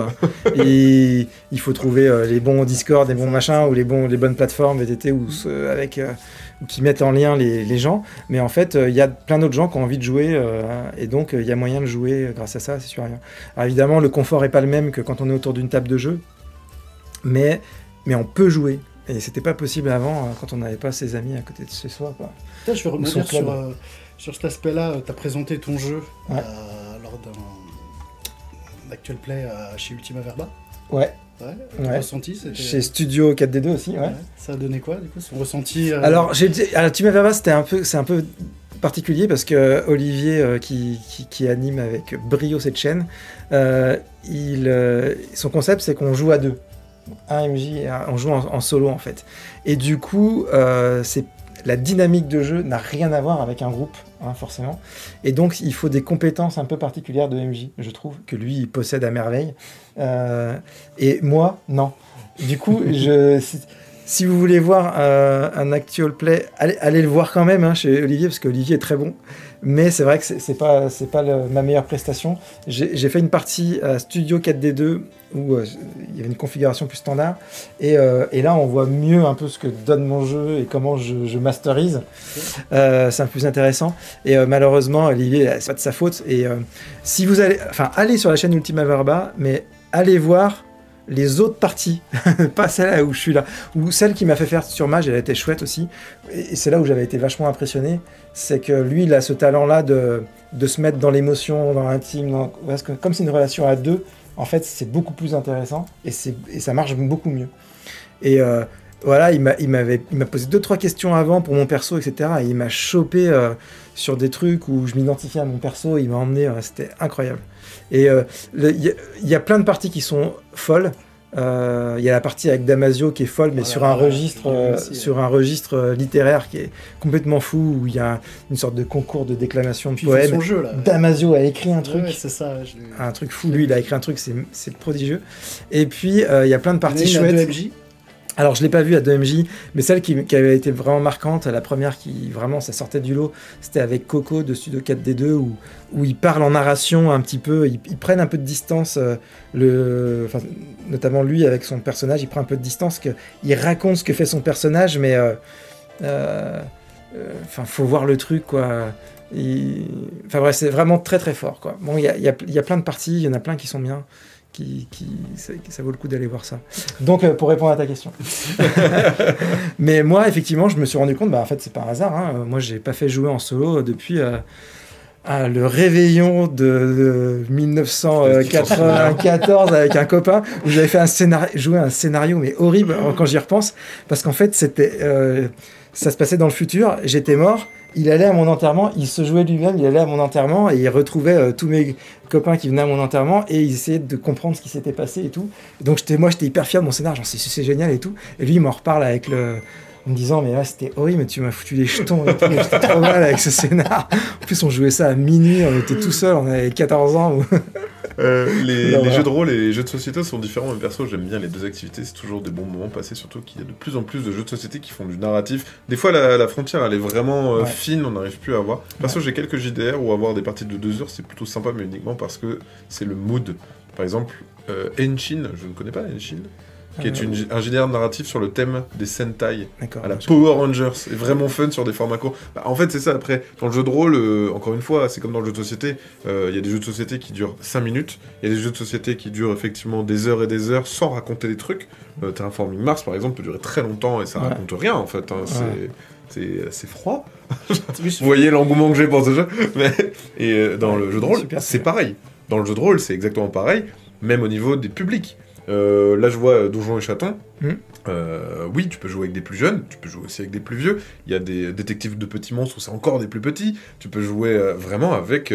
Enfin, t'as tout, en fait. T'as des parties qui sont courtes, les scénarios qu'on a vus, qui sont short, clé en main. T'as besoin de rien faire, c'est clé en main. Tu fais rien, c'est parti, t'y vas. Scénario de 1 heure, des scénarios qui peuvent durer plusieurs journées entières, même quand tu fais du GN, du grandeur nature, où tu vas aller passer tout un week-end dans la Creuse à défendre un château. Tu vois, en fait, il y a plein de choses possibles. Et encore une fois, ça reste un outil culturel que tu t'appropries, en fait, le jeu de rôle. Ouais, en fait, il faut... Voilà, on est un groupe, il faut avoir envie de faire à peu près la même chose ensemble, quoi. Grosso modo, quoi. Ça, c'est le truc qui est important, ouais. Je reviens un petit peu sur Zombie Descent System. Donc, pour l'instant, c'est un jeu qui n'existe pas. Enfin, qui existe, mais qui n'existe pas. Il n'est pas palpable. Ouais. Je ne peux pas le palper encore. Non. L'idée, c'est qu'il y aura un financement participatif, c'est ça ? Ouais, sans doute pour le financer, parce que de toute façon, c'est impossible Parce que tu veux l'auto-éditer. Ouais, pour le faire tout seul, de toute façon, je peux pas faire vraiment autrement. Je ne suis pas millionnaire, donc voilà. Du coup, il y aura un... Soit trouver un éditeur, soit passer par un... Non, alors je ne vais pas passer par un éditeur, parce qu'en fait, j'ai ce truc-là de ce moment où je vais me ressourcer, c'est-à-dire de ne dépendre que de moi-même. D'accord. Je ne sais pas comment dire ça. Ouais. Et du coup, j'essaye... si j'avais pu faire mes propres illustrations... Tu l'aurais fait. Je l'aurais fait. Mais ça, tu vois, c'est parce que, comme tu as touché un peu à tout, tu as conscience des différents métiers, tu as le côté un peu contrôle fric, tu as envie de tout savoir ou pas ? En fait, non, j'ai pas... T'as envie de tout... j'ai pas un besoin de... Okay. J'ai pas besoin de tout contrôler. Je pense pas. Déléguer, ça te fait pas peur ? Moi, j'adore déléguer, quoi. C'est vraiment... parce qu'en fait... Non, mais en fait, quand on a trop travaillé, c'est ça qui est bien, c'est qu'on a trop travaillé. Donc, quand on travaille trop, on comprend que vaut mieux répartir le travail. Et tu connais tes limites aussi. Tu connais tes limites, vaut mieux répartir le travail. En plus, là, j'ai ce besoin de travailler tout seul, etc. Parce que, mais je suis, comme plein de gens, je suis plein de contradictions. Donc, c'est-à-dire que j'ai toujours eu ce côté un peu solitaire dans ma vie, mais à côté de ça, j'ai un côté aussi hyper collectif. Ouais. Donc, je sais très bien, par exemple, que cette envie-là de se recentrer, elle suit comme par hasard une grande aventure collective où à la fin, tu vois, quand j'allais au bureau, on était 30, quoi. Donc, c'est vraiment un moment, je pense, de ma vie, un peu que je m'accorde comme ça. Et qui va me faire du bien de plus être dans le collectif, mais le collectif va me manquer très vite. Et puis derrière, quand le projet sera entre guillemets on verra. Moi le but c'est qu'il se fasse. Voilà, ça c'est le but, c'est qu'il se fasse. Et puis ensuite on verra, quoi. Ça va dépendre de la réponse des gens. Évidemment, dans mes rêves, j'aimerais bien faire quasiment 10 bouquins, quoi. Okay. Mais bon, ça tiendra en 5. Mais déjà 5, c'est pas évident à faire, quoi. Donc, voilà. Bon, après, le projet est quand même un peu avancé. T'as des visuels, Alors ouais, là, on en est à la phase du playtest. D'ailleurs, si tu vas sur le site releasecatonic.com, pour les gens, vous pouvez... ah oui, voilà, là, on peut mettre son adresse mail pour récupérer les règles light du jeu. Donc, c'est gratuit. C'est juste que vous recevrez un email le jour du lancement du crowdfunding quand ça se fera, mais rien d'autre. Donc, n'hésitez pas, si ça vous intéresse, à aller jeter un œil. Du coup, les règles sont écrites. En fait, c'est là où j'ai pris le plus de retard, évidemment, parce que j'ai ouvert ça au playtest, c'était en juin. J'ai fait des parties de playtest aussi, et du coup, c'est vrai que écrire un système de jeu aujourd'hui, alors ça dépend quelle ambition on se fixe, mais c'est vraiment un boulot de fou, et en fait, tout seul, c'est pas réellement possible. Et du coup, sans playtest, on n'arrive pas à obtenir un jeu qui tient la route, quoi, avec les standards aujourd'hui du jeu, quoi. Le game design a vachement évolué grâce aux jeux de société aussi, et du coup il faut quand même il faut développer beaucoup de compétences, une bonne connaissance de tout ce qui se fait, et puis aussi avoir des regards différents, etc. Donc effectivement le playtest ça a servi de centrifugeuse, quoi, et le jeu est vraiment je pense 10 fois mieux qu'il ne l'était en juin. Tant mieux, c'est la force justement de l'aspect aussi communautaire. Ouais. Et là, je suis allé sur la page Tipeee, donc pareil, si les gens veulent participer à la création du projet, mais de manière plus générale aussi à la vie de la chaîne YouTube, de la chaîne Twitch aussi, où tu proposes du contenu, tu as des vidéos, on l'a vu tout à l'heure, que ce soit des interviews, que ce soit même des processus de création que tu as pu avoir. Ouais, parce que c'était les deux aspects... du projet, c'était que je voulais pas perdre le lien. En fait, je m'étais mis à faire des vidéos et ça me plaisait beaucoup, et j'avais pas envie de perdre le lien avec les gens, donc je voulais continuer les vidéos, et donc j'ai essayé de trouver un modèle qui était pas trop, enfin qui me laissait un peu de temps quand même pour écrire mon jeu, et où j'allais pouvoir me reposer quand même un petit peu sur mes acquis. Alors c'est pas exactement ce que j'ai fini par faire, parce que ça demande quand même toujours beaucoup plus de travail que ce que je voulais au départ, mais je me suis servi de la chaîne. En fait, j'ai un gros souci, c'est que je prends jamais le temps de lire les jeux de rôle en entier, parce que j'ai jamais le temps. Donc il faut que je me tienne au courant, donc je fais comme tout le monde, je vais lire les petites parties là. Mais en fait, à chaque fois que j'ai fait des critiques pour Casus Belli, j'ai lu les jeux en entier. Et à chaque fois que j'ai lu les jeux en entier, eh ben, mon regard, il est toujours très différent du regard de la personne qui parcourt le truc. Ouais. Et des fois non, mais c'est pas le plus souvent en réalité. Et du coup, je sais qu'il faut lire un jeu en entier, le mieux de le tester évidemment, mais déjà le lire en entier, ça fait une grosse différence. Et j'ai du mal, et pourtant j'ai envie. Et donc je me suis dit, bah en fait, ça va être cool. Je vais faire 4 vidéos par mois sur un jeu, donc un peu hardcore. Je vais aller au fond du truc parce que ça m'intéresse. Et du coup, ça va me forcer à lire les jeux que j'ai envie de lire en entier, mais je le fais pas. Donc, en fait, je me sers en réalité, les gens me soutiennent pour comment dire, pour en fait me botter les fesses pour que je lise les jeux en entier, quoi. Et du coup, ça c'est assez chouette, parce que là, en un an à décortiquer des jeux, j'ai appris beaucoup plus qu'en 5 ans, tu vois, à en parcourir plein, quoi. Donc c'est hyper intéressant, et en plus, bon, ça plaît à la frange. Là, c'est assez hardcore, parce que Ouais, 4 émissions d'1 heure sur un jeu, tu vois, dont une émission sur la production, donc comment le bouquin est fait, comment l'écriture, la structuration de l'ouvrage, comment il est construit, etc. Mais en fait, il y a jusqu'à 1000 personnes qui vont voir ces vidéos-là, inlassablement, quoi. Et du coup, je trouve ça vraiment super cool. C'est des vidéos ça les intéresse. Que tu tournes sur Twitch et qu'ensuite tu rends disponible sur... Non, comme les gens me soutiennent, comme le modèle économique, c'est le soutien Tipeee, du coup, je diffuse gratuitement sur Facebook où j'ai une grosse implantation réseau. Mais en fait, ça fait plutôt effet d'alerte. Et les gens viennent souvent voir sur Twitch ou sur YouTube en même temps et choisissent leur plateforme. Ok. Puis t'as un créneau bien précis. Voilà, c'est tous les mardis à 12h30, tous les jeudis à 12h30 aussi, pendant 1 heure. C'est la pause repas du rôliste trentenaire, quarantenaire, voilà, qui sait pas quoi faire et qui va écouter un petit peu du jeu de rôle. Et évidemment, c'est en replay après sur YouTube, donc pas de souci pour retrouver tout ça. Et donc le mardi, en fait, je m'occupe du jeu du mois. Là, le jeu du mois, on le voit à l'écran peut-être. Oui. C'est Donjons et Chatons. Qui est incroyable d'ailleurs. Ah, qui est un jeu de... Alors ils sont 4 à avoir bossé dessus, mais l'idée originale c'est Clément de Ruyter, c'est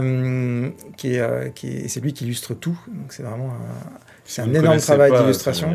Et c'est un jeu vraiment sympa. Et du coup, voilà. Mais je change vraiment, je balaye tous les genres. Et j'en profite, moi, pour suivre tous les jeux que je veux faire. Donc, je me suis occupé de Midnight. C'était même le premier pour boucler la boucle. Comme j'avais commencé à travailler avec Blockbook sur Midnight, je trouvais ça sympa de commencer la release canonique avec Midnight 2e édition. Que j'ai bien écouté et que j'ai trouvé très chouette. Ouais, c'est cool. Et j'ai fait Alien, j'ai fait l'anneau unique, j'ai fait aussi des petits trucs moins connus, mais des fois qui me tiennent à cœur, par exemple Dragonlance Fifth Edge, qui est un jeu qui n'est même pas sorti en français, mais qui était vraiment pour moi à cette époque-là, en termes de game design et puis même de production, qui a été fondamental, qui est une de mes références. Donc voilà, je fais quand même essentiellement des jeux en français. Guillaume de Rollis TV nous dit aussi, et les podcasts.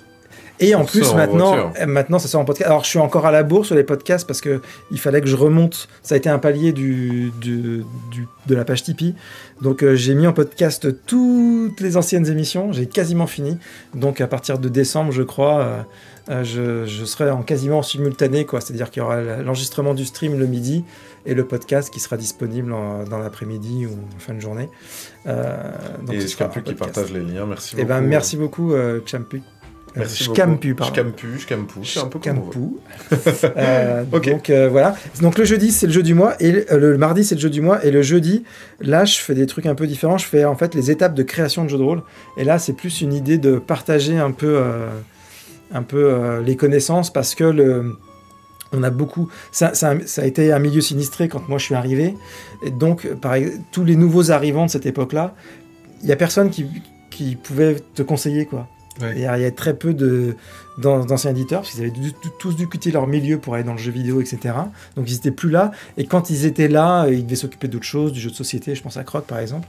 Et du coup, nous on a tout appris à la dure, quoi, en faisant toutes les erreurs possibles et imaginables, etc. Et là, mon idée, c'est de me dire, en fait, le milieu se professionnalise, il y a plein de trucs qui se passent, et essayons de professionnaliser notre milieu, en partageant les connaissances, tout ce qu'on doit... Voilà. Et donc, à travers toutes les étapes de création de jeux de rôle, j'essaye de partager ces connaissances-là. Et c'est pour ça aussi que je trouvais le modèle Tipeee vraiment, vraiment bien, le modèle de soutien, c'est-à-dire que... Parce que je voulais que ces vidéos-là, elles soient gratuites pour un étudiant, tu vois, qui arrive. Et même l'étudiant, il n'aura pas 3 € à mettre par mois dans mon Tipeee, quoi. Donc, je me dis, voilà, vous qui êtes des rôlistes de 30, 40, 50, 60 ans et qui avaient, pour ceux qui ont la chance d'avoir réussi la vie financièrement et que c'est peut-être pas grand-chose, mettre 3 à 6 €, ou le maximum c'est à peu près l'équivalent de 9 €,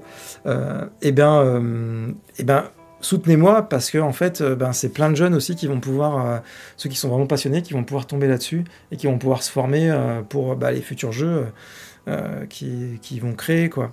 Donc je fais ça, toutes ces étapes-là, et je fais aussi des vidéos où du coup j'applique ces étapes à mon jeu, ce qui me permet ce que je trouve vraiment bien, c'est que comme j'ai tout appris dans le fil de l'eau, avec les vidéos, je suis obligé de remettre à plat tout ce que je connais, quoi. Donc ça me fait du bien en réalité sur mon travail et mon jeu est d'autant mieux que j'ai fait les vidéos en réalité parce que les vidéos m'ont fait prendre conscience de trucs. Mais c'est drôle parce que tu fonctionnes beaucoup comme ça. T'as beaucoup de choses où tu disais c'est grâce à ça que les gens me mettent un coup de pied au cul et me stimulent, c'est grâce à ça que... En fait, tous les trucs que tu crées, tu t'auto-alimentes, c'est assez étonnant. Tu nous avais peut-être ramené je peux vous montrer un petit peu les choses sur l'écran par rapport à ton prochain jeu zombie décent. Là, ce que tu nous montres, c'est... Là, je vous montre la feuille de personnage. C'est toujours c'est toujours un truc un peu important. Et par exemple, grâce au playtest, on est dans le jeu de rôle, on s'aperçoit qu'en réalité, on partage tous une grosse culture commune qui en général se découvre dans les premières parties et qui est relativement hérité de Donjons et Dragons, en tout cas pour ma génération c'est sûr, et du coup on a plein de trucs qui sont intégrés mais on n'y réfléchit plus quoi. Et grâce au playtest, grâce au fait de décortiquer tout ça mes vidéos, je me suis aperçu que mon système c'était un système décent, je voulais que ce soit un système de compétences, et en fait moi dans ma feuille de personnage j'avais d'abord les caractéristiques et ensuite les compétences comme dans tout bon vieux jeu de rôle hérité de Donjons et Dragons. Et en fait quand on fait la création de personnages ou justement, en remettant en cause pas mal de trucs pour être plus moderne, etc., je me suis dit, en fait, il va y avoir des formations. On voit qu'il y a 3 colonnes de compétences. Ces formations-là, ça va être la formation de classe sociale, d'où on vient, sa formation professionnelle, donc le métier qu'on fait, et puis ses hobbies, les trucs qu'on a développés à côté dans sa vie, etc. Et en fait, on va devoir déterminer les compétences avant les caractéristiques. Moi, je trouve ça super intéressant parce que c'est exactement ce qu'il faut dans le jeu de zombie. Puisque, qu'est-ce que on va déjà te demander, mais tu viens nous rejoindre, mais tu sais faire quoi? Qu'est-ce que tu vas apporter au groupe? Ouais, t'es grand, t'es costaud, mais est-ce que tu sais faire quelque chose? C'est ça, c'est parce grand et costaud, ça suffit pas. Et du coup, ça, j'en ai pris conscience dans tout ce travail-là. Et donc, c'est rigolo parce que jusque dans la feuille des personnages, du coup, ça se trouve, en fait, les compétences sont en premier, les caractéristiques sont secondaires, elles comptent évidemment quand même. Et puis, un des gros aspects qui s'est beaucoup développé grâce au playtest aussi, c'est une symétrie, mais que j'avais déjà pensé initialement, mais plus comme un concept, sans vraiment trop savoir quoi en faire, de faire une symétrie entre physique et social. C'est vrai qu'aujourd'hui, après que le jeu de rôle a été beaucoup un jeu qui vient du wargame, donc très axé sur le combat, on sait, mais depuis les origines de Donjons, ne croyez pas, les gens qui connaissaient pas Donjons et Dragons, ne croyez pas que les gens jouent à Donjons et Dragons comme à un wargame, pas du tout. Ils ont déjà inventé le roleplay, ils ont déjà inventé des enquêtes à l'époque, mais c'est vrai que tout l'aspect roleplay, tout l'aspect social du jeu notamment, et psychologique, il est livré à l'interprétation théâtrale en réalité, qui est l'interprétation théâtrale, en fait, quand on n'est pas acteur, elle est quand même limitée, quoi. Et il y a d'autres moyens de le mettre en jeu. Et donc ça, c'est un peu dans l'air du temps, je trouve. C'est vraiment le truc, on commence à voir des jeux qui développent des systèmes comme ça. Et là, assez naturellement, du coup, ça s'est développé aussi. Et ça s'est développé au-delà de mes espérances complètement. Parce que, donc là, par exemple, on voit la feuille de personnage, de là jusqu'en bas, c'est la partie physique, donc les caractéristiques physiques, les protections physiques, etc., qu'on peut porter, et puis les seuils de santé physique. Et à côté, on va avoir les caractéristiques mentales, les protections mentales. Alors là, qu'est-ce que ça peut être une protection mentale? Mais souvent, on dit j'étais pas équipé mentalement pour faire face à la situation difficile à laquelle j'ai été confronté, quoi. C'est ça. Et puis, il y a la santé, donc les seuils de traumatisme, comme en physique, c'est les seuils de blessure, là, c'est les seuils de traumatisme. Et du coup, ça s'est beaucoup développé au point que... T'as tout sur une colonne, en fait. Voilà. Finalement, là, tu vas retrouver les caractéristiques, ce que tu disais, physique, protection physique, seuil physique, et à côté, tout le mental. Tout le mental, voilà. Okay. Et du coup, ça s'est développé au point que même dans les règles, j'ai autant de pages, ce que j'ai pas fait exprès, en réalité, au départ, j'ai autant de pages sur le physique et sur le mental. Okay.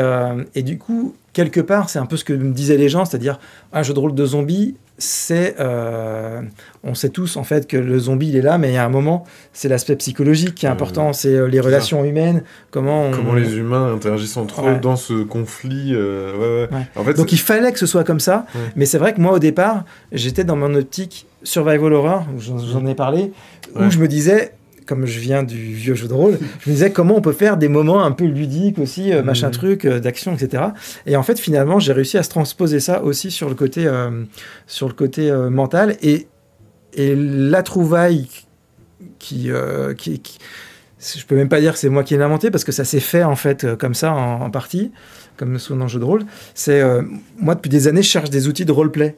Des choses qui, en fait, un outil, tu vois, comme les alignements de donjon, c'est un outil, en fait, pareil, les gens qui connaissent pas, ils pensent que ils voient le mauvais côté, mais en réalité, quand on a joué avec des gens qui savent, un MJ qui te pose la bonne question sur, mais attends, c'est quoi ton alignement, machin truc, c'est qu'en fait, ça produit du jeu. L'alignement, c'est un outil de roleplay qui produit du jeu, ça produit pas que du théâtre. Le théâtre, c'est on l'a ou pas, on n'est pas égaux au théâtre. Moi, je suis pas un grand acteur, quoi. Voilà. Mais par contre, ça produit du jeu, c'est-à-dire, mais en fait, est-ce que mon personnage va dire oui ou non à telle situation ? Parce qu'en fait, il se situe là ou là. Et là, c'est puissant. Et trouver un autre outil, pour moi, était vachement dur. Et en fait, là, l'outil qui s'est passé, c'est que, en poussant un peu la symétrie, je me suis dit, mais attends, je localise mes dommages. Ça touche au bras, c'est pas pareil que ça touche à la jambe ou à la tête, etc. Et on s'est tout de suite improvisé, et ça a tout de suite produire quelque chose. Je touche à la tête, mon personnage il fait comme ça, et puis en fait j'y vois rien, je vois mal, les trucs comme ça. On va tout de suite pouvoir, ça produit du jeu. Et en fait, sur le mental, je me suis dit, mais attends, il faut que je localise mentalement. Mais je localise quoi mentalement ? C'est trop marrant. Et en fait, je localise les émotions, parce qu'en fait, qu'est-ce que ça nous provoque, des conflits sociaux ? Ça nous provoque des émotions. Et en fait, je me suis aperçu qu'en jeu de rôle, on ne parle jamais des émotions. Pourquoi ? Parce qu'on les provoque dans le jeu. Comment dire ? On se dit que le jeu va le provoquer, mais jamais le système. C'est difficile à quantifier aussi. Ouais, parce que c'est difficile à quantifier, bien sûr. Et du coup, en localisant les dommages, tout d'un coup, on se dit, mais en fait, alors c'est quoi les émotions principales, etc. Et du coup, c'est hyper facile à jouer. C'est-à-dire qu'en fait, quelqu'un qui essaie de te raconter un bobard, etc., il réussit. En fait, moi, je voulais toujours laisser le choix, parce qu'en fait, le problème que je voyais dans les systèmes sociaux, c'est que quand la règle contraint trop le joueur, ça va pas lui plaire. On va dire, non, mon personnage, il réagit pas comme ça parce qu'on va pas être d'accord. Donc, moi, je vais laisser le choix. Mais moi, je te fais un super bobard de la mort. Je fais un super jet. Je réussis mon jet. Mais du coup, toi, tu as le choix. Soit, tu te dis, en fait, je prends le bobard. Il est tellement bon, le bobard, que j'y crois. Donc, tu choisis le genou. Donc, là, pas de souci. Soit, t'as pas envie d'y croire. Et en fait, c'est comme une attaque, quoi. Et du coup, tu vas subir des malus, parce que tout se passe avec des malus, en fait, dans ce jeu-là. Et donc, tu vas devoir te trimballer ton malus pour continuer de discuter avec lui, d'être dans la situation et d'être machin. Et en plus, comme c'est localisé, peut-être que ça te met en colère. Peut-être que, au contraire, ça te rend apathie.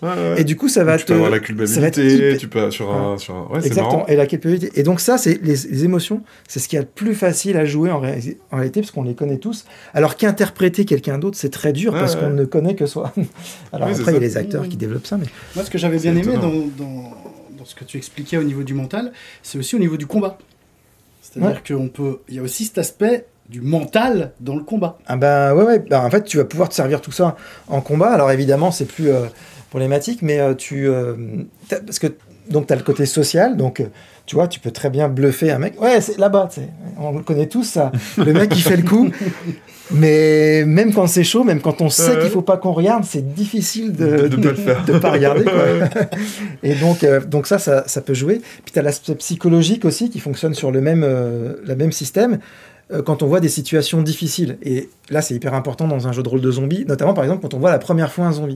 Quand on voit la première fois un zombie, en fait on subit une attaque psychologique qui est de l'aspect comme du la première zombie. fois qu'on tue ou la première fois qu'on... Ouais. Et c'est souvent basé sur des premières fois d'ailleurs, c'est-à-dire qu'une fois qu'on l'a vu une première fois, on reprend plus l'attaque.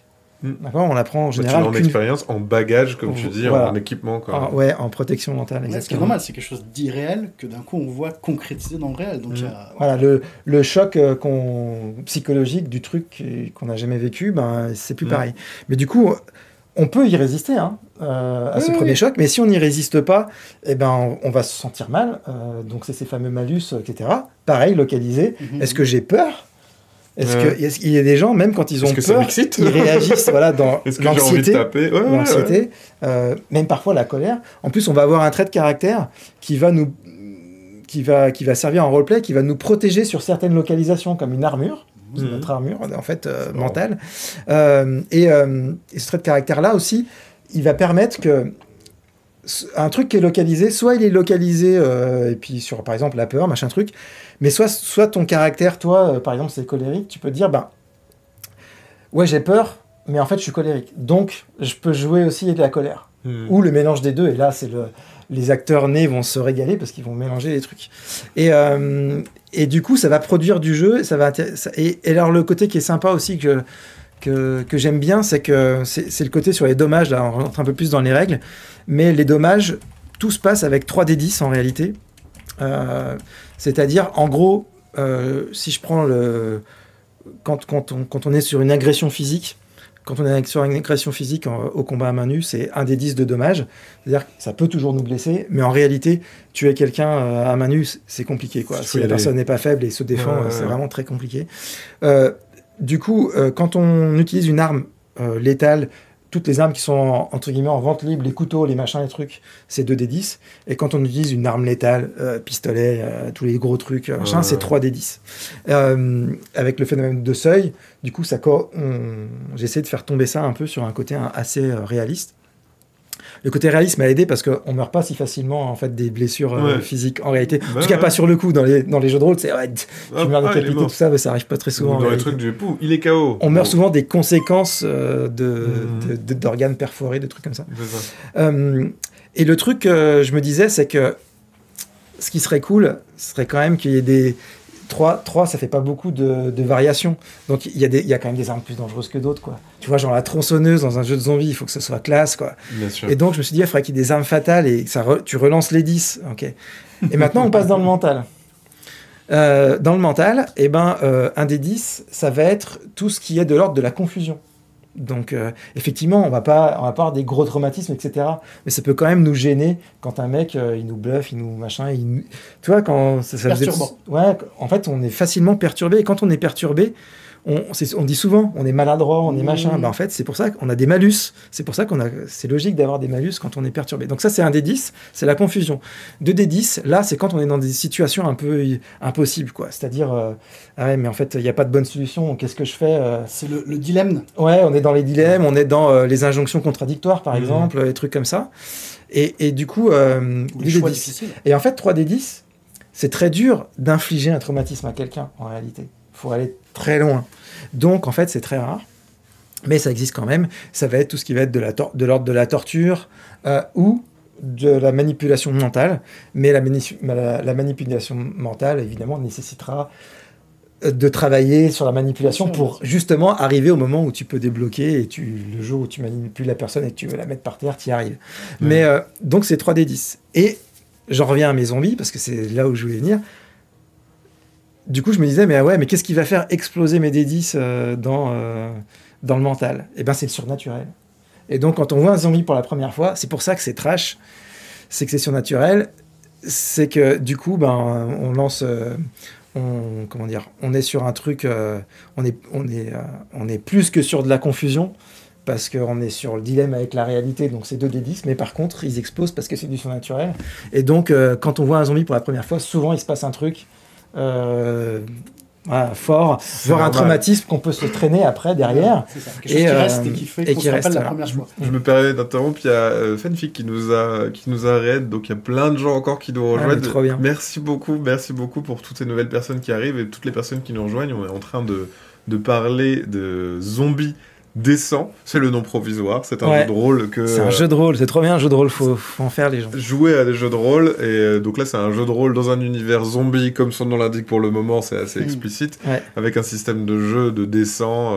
Il y aura zombie dans le nom final, hein. Ça sera facile à reconnaître quand même. D'accord, et qui n'existe pas pour l'instant. Non mais il va finir par nous le dire en fait. Non, en fait on essaie de lui tirer les verres du nez, et du coup il nous parle de ce projet-là, du système aussi, comment il fonctionne le système décent. Je le répète, comme ça tu peux me dire si je me trompe en plus, on va faire des jets de compétences avec un décent, et si par exemple vous avez 60% de réussir, vous devez faire, en lançant votre décent, entre 1 et 60, et plus vous êtes proche de 60, plus c'est la classe. Mieux c'est. Et si vous faites un double, eh ben, c'est un critique, donc vous avez en plus une facilité si c'est une réussite, ou une complication si c'est un échec. Et du coup, ça se veut être un jeu en univers zombie, et là on était en train justement de parler de la fiche de personnage. Donc il faut savoir, c'est que dans le jeu de rôle, à chaque fois on a une fiche de personnage avec des compétences, des caractéristiques, etc. Et là, on a la petite subtilité qui est que... C'est pas la fiche finale, parce que là, j'ai fait exprès de pas la faire hyper belle avec du beau design, mais surtout qu'elle soit très claire. On voit bien les compétences en haut, les caractéristiques, et puis la santé, tout ça, le stress aussi, l'adrénaline, parce que ça compte dans les jeux de zombies. Et là, en fait, ce qu'on disait, c'était le côté, quand on est blessé, on peut être blessé localement, physiquement, à un endroit, on peut avoir... des équipements physiques, mais aussi des équipements mentaux par nos expériences passées, etc. Là, on était en train de parler justement de comment ton personnage réagit la première fois qu'il voit un zombie, la première fois qu'il tue un zombie, la première fois qu'il est confronté à un humain qui tue un zombie, etc. Voilà. Et tout l'équipement qu'il peut avoir, mental ou physique, comment ça va jouer, etc. Et j'aime bien en fait toute cette notion-là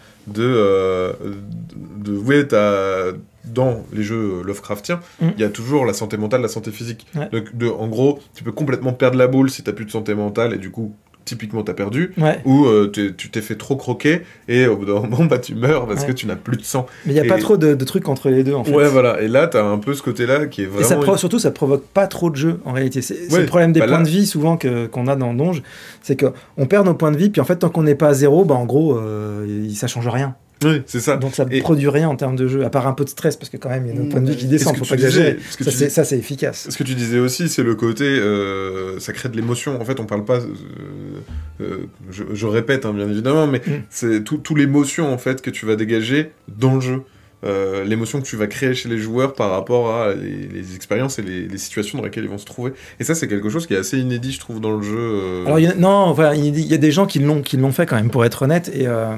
Mais par contre, je pense... Tu vois, le côté mental développé, par exemple, je pense à Game of Thrones, le jeu de rôle, donc le Trône de Fer, la dernière version de Green Ronin, il y a tout le conflit social qui est vraiment... qui est vraiment une grosse partie du jeu, et donc ça existe déjà. Je pense que ce qui n'existe pas, c'est cette symétrie, en fait, vraiment dans la mécanique. Ça, c'est peut-être plus rare. Ça doit exister dans des jeux très simples.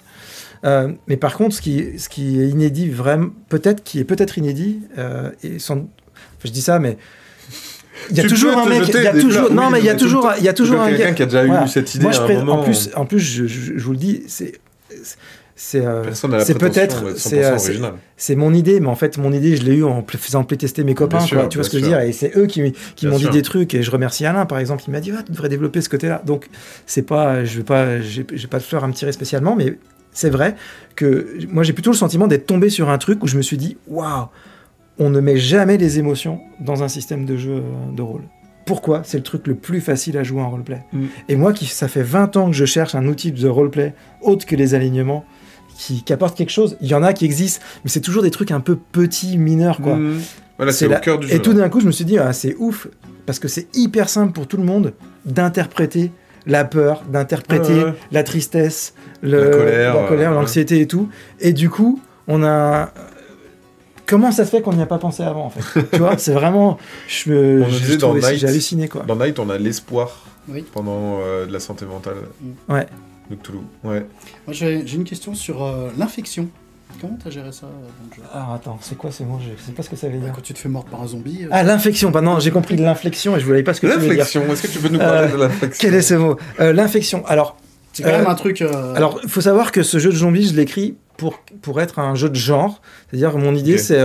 j'ai envie que vous puissiez vous amuser avec... comme vous avez envie dans votre truc de zombie. C'est-à-dire, comme ça, vous avez vraiment la base Et moi, je vais développer des outils, j'espère, au fur et à mesure de la gamme, pour aller plus loin pour explorer les types de zombies différents, etc. Mais toi, tu choisis ton zombie. Mais évidemment, sur le premier tome, je pouvais pas mettre tous les zombies. Donc, je suis parti du zombie le plus classique, qui est le zombie qui est entre Romero et Walking Dead, quoi, entre guillemets. Enfin, entre le premier Romero, parce qu'en plus, il y a un zombie qui parle déjà dans le 2, mais du coup, là, il parle pas. Un zombie qui court, quoi. Voilà. Alors, en réalité, c'est surtout le côté, le zombie, tu sais, qui a pas de sens, quoi, celui de Walking Dead, quoi. C'est-à-dire, en fait, il va aller vers la proie la plus proche et il va infecter quelqu'un d'autre et il va manger la chair fraîche, on sait pas pourquoi. En fait, si, c'est dans ma thèse à moi, c'est pour juste éparpiller le virus encore plus, et puis ça continue quoi jusqu'à Vitam Enarda, mais il n'y a pas de conscience, il n'y a pas de truc comme ça. Donc je suis parti sur ce zombie là, mais il y a quand même pas mal de profils différents. J'ai fonctionné en bloc. On va assembler les blocs. Le corps de base, est-ce que c'est un corps faible, fort, machin. Le type d'infection du coup, parce que moi je vais développer des types d'infection, mais ça c'est lié à mon univers. Mais vous n'êtes pas obligé de l'utiliser parce qu'il est utilisé que dans certains des scénarios, mais sinon vous faites ce que vous voulez. Mais du coup, c'est ce zombie-là donc, qui va chercher à agripper. Donc, mettre une main, mettre deux mains et mordre, ou alors si tu es surpris, il n'a pas besoin de mettre les mains, il mord direct. Mais voilà. Et qui va te contaminer donc en te mordant, ou qui peut te contaminer aussi si tu restes dans une pièce trop longtemps avec lui en mode Covid, etc. C'était ma façon d'expulser mes angoisses Covid. Et du coup, quand t'es contaminé, son destin est scellé après. Alors, t'as plusieurs choix. Là, pour moi, comment dire, c'est là où c'est très simple, parce qu'en fait, le MJ, il peut décider, t'es infecté, c'est direct. Tu deviens un zombie. Et là, il joue en mode vraiment survival horror. Je lui conseille de faire les scénarios one-shot, comme le scénario de démo qu'on va jouer ce soir. C'est-à-dire, le but, c'est la survie, parce qu'au moindre truc, tu meurs. Mais évidemment, quand on veut jouer en campagne, ça, c'est compliqué. Là, c'est chiant. Ouais, là, c'est chiant. Et du coup, c'est vrai. Ouais, mais c'est vrai. Si tu te fais croquer à des endroits spécifiques, si tu te fais croquer au bras, on peut le couper. Voilà, par exemple. Si tu te fais croquer. Donc, t'as des trucs comme ça, t'as des petites tricks qui permettent de jouer en campagne, mais on voit que même dans Walking Dead, il y a beaucoup de gens qui meurent. Et du coup, moi, mon idée pour mon univers, c'est mon idée, c'est de laisser la liberté. Vous choisissez de faire ce que vous voulez. Mais dans mon univers, effectivement, on est plus sur une maladie qui ressemble un petit peu au Covid. Voilà, c'est une infection. Et en fait, quand vous êtes infecté, vous n'êtes pas encore, quand vous êtes contaminé, vous n'êtes pas encore infecté, et vous n'êtes pas encore malade. Donc, encore condamné totalement. Voilà, vous n'êtes pas condamné. Par contre, ce qui est cool, c'est que dès que t'es mordu, oui, c'est ça qui est. Je trouve que socialement, c'est très intéressant. Et à jouer, c'est fort. Voilà, exactement. Et du coup, donc moi, j'ai fait comme ça. Donc, il y a d'abord un test de contamination. Le MJ n'est pas obligé de te dire avant qu'il y ait les premiers symptômes. Et puis, une fois qu'il y a les symptômes, tu commences à flipper, etc. Et est-ce que tu fais que tu as les symptômes, est-ce que tu vas y survivre parce que tu as un pourcentage de gens qui y survivent ou est-ce que tu vas en mourir et te relever zombie derrière. Ouais, dans Walking Dead, tout le monde est infecté. Et la morsure te tue. Voilà. Et comme tu meurs, tu te transformes. Voilà. Mais sinon, de base, tout le monde est infecté. Donc, t'as aucune échappatoire. Là, tu peux te faire mordre, mais bon, ça peut passer. Et je sais pas si ça c'est un gros spoiler, mais je peux le dire là. Mon trick pour jouer la campagne, parce que donc il y aura plusieurs types de scénarios. Scénario one shot où tu fais des trucs comme ça en mode survie et c'est cool et voilà, tu peux jouer justement la mort trash, etc. Et puis tu auras deux campagnes. Et une de ces campagnes, c'est une campagne storyline où je vais développer un univers dans lequel il y a une épidémie en 2025. Je croise les doigts que ce soit pas vrai. J'espère que ce sera pas de ma faute. Et du coup, comme le but, ça va être de découvrir un peu tout ce qu'il y a derrière et tout ça, parce que j'aime bien les jeux à secret, et donc j'ai envie de faire cette chouette campagne, et il y a un trick dès le départ. C'est-à-dire que les personnages, il faut qu'ils jouent jusqu'à la fin. Oui. Donc, alors bien sûr, ils peuvent mourir s'ils font n'importe quoi, parce que de temps en temps, dans chaque campagne, parfois il y a des morts, parce que il y a un moment, il faut. Mais du coup, le trick de départ, c'est que justement, les personnages sont des gens qui vont être immunisés. D'accord. En fait, c'est ça qui va faire la sélection en fait dès le départ. D'accord, c'est qu'ils vont survivre à la morsure, et du coup ça explique pourquoi eux ils peuvent faire la campagne. Et voilà. Bon, ça n'empêche pas de te faire écharpiller Ah bah ça t'empêche pas que quand t'as 12 zombies sur toi qui te mordent, ça va être compliqué quoi. C'est comme le pitch de Last of Us, je sais pas si tu vois. Ouais. Last of Us, c'est tu commences avec un personnage, il est immunisé. Ouais. Et ça crée plein de questions, machin, etc. Et c'est hyper intéressant. Ah, donc le nom, c'est Zombie 2025. Paf, on a spoté le nom du... Vous verrez. Je sais pas si c'est Mathieu ou Guillaume, mais... c'est Guillaume, je crois. C'est Guillaume. Vous pouvez proposer des suggestions de noms pour m'inspirer au cas. Non, c'est trop tard. Je peux plus répondre aux suggestions. Mais oui, il disait aussi, oui, ça faisait penser aussi au jeu Vampire City où tout le monde est MJ et joueur à la fois. À Session 0, on choisit tous ensemble quelle forme prend le vampirisme. entre la malédiction, la maladie, la mutation. Là, j'imagine qu'à terme, ce sera de laisser le choix, mais toi, tu vas... J'ai une porte d'entrée, voilà, quel zombie classique. Du coup, je prends pas trop de risques. Voilà, mais effectivement, après, je veux aller voir. Qui court et qui vole, tu peux. Ouais. Déjà, je vous expliquais ces blocs. Il y a quand même déjà un peu de variété parce que donc il y a la puissance du corps, etc. Il y a le fonctionnement du zombie qui tient au type de zombie que je crée. Donc c'est le fameux zombie un peu à la Walking Dead. Mais à côté de ça, il y a aussi un instinct.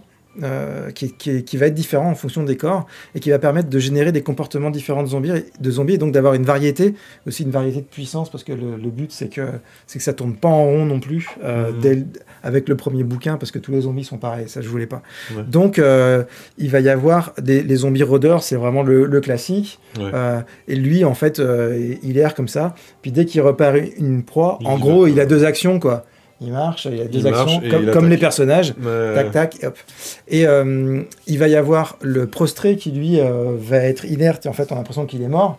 Et lui, il va se déclencher comme le rôdeur avec ses actions, mais que quand on est en contact. Et dès qu'on recule, il revient prostré. On va avoir celui dont j'ai perdu le nom, mais qui... lui ne reste toujours que dans une zone géographique précise. Il se comporte comme le rôdeur, mais par contre, il sort jamais de cette zone. Et toutes ces inspirations, c'est des références que tu as vues dans des films? Oui, bah après, évidemment, ça... je suis nul en zombie, alors... Non, mais c'est inspiré de tous les trucs, puis c'est pas des idées, tu vois, c'est pas moi qui ai eu des super idées, c'est des trucs qu'on voit un peu classiquement. Et la dernière, d'ailleurs, enfin, ils ont deux derniers profils, il y a le tracker, parce que les zombies rôdeurs, en fait, toi, t'es là, il va aller vers toi, d'accord? Si tu te recules et puis qu'il y en a un autre qui arrive plus près, il va aller au plus près. Il se pose pas de questions. Donc lui, entre guillemets, tous les rounds, il peut changer de cible en fonction de ce qui se passe. Parce qu'il sait qu'il y a un autre prédateur. Parce qu'il va au plus près. Parce qu'il va au plus près de la proie humaine qu'il détecte, quoi. Le tracker, il s'accroche. Le tracker, lui, il envoie un, puis il reste un moment dessus. Ça sera toi, mon repas. Dessus, le tracker. Donc, le tracker, il est chiant. Et puis ensuite, il y a enfin l'enragé. Et c'est pour ça que je dis, il n'y en a pas qui court encore, mais l'enragé, quand même, il a 3 actions au lieu de 2. Donc il est quand même un peu... Donc en fait, avec l'expérience... Il a très faim, c'est un affamé. L'expérience du personnage... Tu vois, il est nerveux. Il a un truc, quoi. Ça provoque un truc nerveux chez lui. Peut-être de son passif d'humain qui a fait On peut lier en plus avec l'histoire du corps. Et puis il y a la rigidité cadavérique qui rentre en jeu aussi. Ça, c'est le 3e truc qu'on peut rajouter au profil. C'est-à-dire, si ta mort est très longue, tu restes mort longtemps avant d'être réanimé, ben, ton cadavre, il va être tout raide, quoi. Et donc, il va avoir plein de malus, le zombie. Puis c'est à force de... Donc peut-être tu peux mettre les gens dans un building fermé, par exemple, avec des zombies qui se réveillent, mais ils sont tout rigidifiés au début, donc ils sont... ça craint pas trop, mais tout d'un coup, au bout de quelques heures... Ce que je trouve amusant, c'est... il y a vraiment un côté comportementaliste dans le zombie. Quand tu le dis, et tu dis, celui-là, il fera ça. Celui-là, il fera ça. Celui-là, il fera ça. Celui-là, il fera ça. C'est-à-dire qu'il y a presque une analyse comportementale de la situation à faire pour se dire... Attention, celui-là, c'est un comme ça, donc je peux jouer avec lui en anticipant cet aspect-là ou cet aspect-là. En fait, ce que j'aime bien, c'est dans certains trucs de zombies que j'ai vus comme ça, où tout d'un coup, tu vois, quand tu commences à connaître leur comportement, il y a ça. Et qu'est-ce que ça fait naître dans mon cerveau? Stratégie. Survival horror. Donc c'est pour pouvoir proposer des scènes stratégiques hyper intéressantes en fait. Parce que le problème des combats, les gens qui aiment pas les combats souvent, c'est que on pose 2 figurines et puis vas-y qu'on se tape dessus, qu'on jette les dés et qu'on s'embête. Voilà. Et ben ce sera pas comme ça. Et j'aimerais faire aimer ces moments aussi d'affrontement, pas que le roleplay, que les trucs sociaux, etc. à des gens qui peut-être soupçonnent pas. Parce qu'ils ont toujours joué au dessin où c'était nul, soupçonnent pas que ça peut être bien, parce que ça peut être stratégique, ça peut être en même temps social et roleplay en plus, parce qu'en fait, il y a dans ces moments de tension-là, il y a des enjeux et il y a d'autres humains à côté, donc il faut aussi des interactions sociales, etc. Donc ça peut être vraiment hyper intéressant. Et donc ça fait partie des aspects stratégiques, de se dire, en fait, il y a plein de zombies, au début, ils ont tous l'impression que c'est tous les mêmes. Et puis en fait, putain, mais lui, en fait, lui, il me suit. Aidez-moi, les gars, il me suit. C'est un tracker. Voilà. Tu avais des autres choses à nous montrer peut-être sur... J'ai des autres choses à vous montrer, je peux vous montrer un petit peu. J'ai essayé de faire un travail de mise en page aussi, parce que ça m'a beaucoup plu la mise en page quand j'en ai fait. Donc notamment comme je présente les scénarios, même si là il n'y a aucune illustration, il n'y a pas de fond, on a l'impression qu'il y a des fonds là, parce qu'il y a un peu de mise en page, mais en réalité c'est pas ça. Mais j'essaie de travailler beaucoup la présentation avec des petits résumés pour savoir c'est quoi le scénario, etc. Puis le synopsis il est plus développé là, et puis ça se passe où, quand, quels vont être les objectifs du jeu, est-ce qu'il y a j'essaie d'avoir des idées de mise en scène dans chaque scénario. Ça c'est des choses qu'on retrouve dans le PDF qu'on peut télécharger gratuitement. Exact. Alors dans le PDF qu'on peut télécharger gratuitement c'est que les règles, mais si vous soutenez le Tipeee, vous allez pouvoir avoir accès au playtest. Et si vous n'avez pas l'argent de payer le Tipeee parce que vous n'avez pas cette chance-là, vous êtes chômeur, vous êtes étudiant, n'importe quoi, et vous m'envoyez un message perso ou sur les réseaux sociaux ou que sais-je, et moi je vous envoie les fichiers. Il n'y a pas de souci. Il est adorable ce Damien. Et donc il y a ce scénario-là, c'est celui qu'on va jouer ce soir. D'accord. Et donc là, tu vois, c'est un scénario one shot du coup. Mais après, ça se jouera one shot, mais il y a aussi le principe de campagne. Voilà. Dans chaque bouquin, je veux qu'il y ait au moins 3 scénarios, un scénario one shot, un épisode d'une campagne bac à sable, donc pure survie, on gère sa communauté soi-même dans un environnement qui est libre en fait. Mmh. Et puis la campagne storyline, donc c'est la fameuse campagne où je veux faire découvrir pourquoi il y a eu cette invasion zombie. Et donc voilà, j'ai pas mal. Ça, c'est le premier. Ça, c'est un scénario one shot que tu feras jouer du coup ce soir. Ouais, exactement. Cartel Zombie, il s'appelle. Cartel Zombie. Ouais. D'accord. Tu peux nous pitcher rapidement en quelques phrases. T'es dans une soirée à la frontière du Mexique, dans une ville qui s'appelle Nogales. Okay. Nogales, c'est une ville qui est à la fois sur la partie américaine et sur la partie mexicaine. Elle est partagée en deux par la frontière. C'est un truc de fou. Et il y a un mur qui sépare les deux parties de la ville. Les deux parties de la ville, ok. D'accord. Donc tu peux habiter la même ville, mais tu es dans un autre pays et derrière un mur. Okay. Et donc tu vas là-bas, et évidemment c'est un lieu aussi, il y a beaucoup de commerce, etc. Mais il y a aussi beaucoup de drogue, et c'est un lieu de fête, etc. Donc tu es touriste ou tu travailles là-bas, et il y a, dans une espèce de soirée, un club, il y a une rafle d'un cartel local, et tu te retrouves attaché dans un entrepôt tout noir. Il fait entièrement noir, avec d'autres gars, et le cartel dit c'est toi qui nous as vendu au cartel américain. Et en fait, toi, tu sais pas pourquoi tu es là, parce que il cherche quelqu'un, mais c'est pas toi. C'est pas toi. Et ça commence comme ça. Après, le but, en gros, c'est de sortir de l'entrepôt vivant. Sachant que bon courage. Le zombie est connu. Ou il non, n'est pas connu. Ça n'existe pas, les zombies. Il y a une nouvelle variante de Covid qui est arrivée, là, on est en 2025. Ok. Mais pour l'instant, ça inquiète un petit peu les gens. Espérons que c'est pas prophétique. Non, en plus, c'est pas vrai. Ça se passe avant, justement. Ça se passe en 2020, en pure période Covid.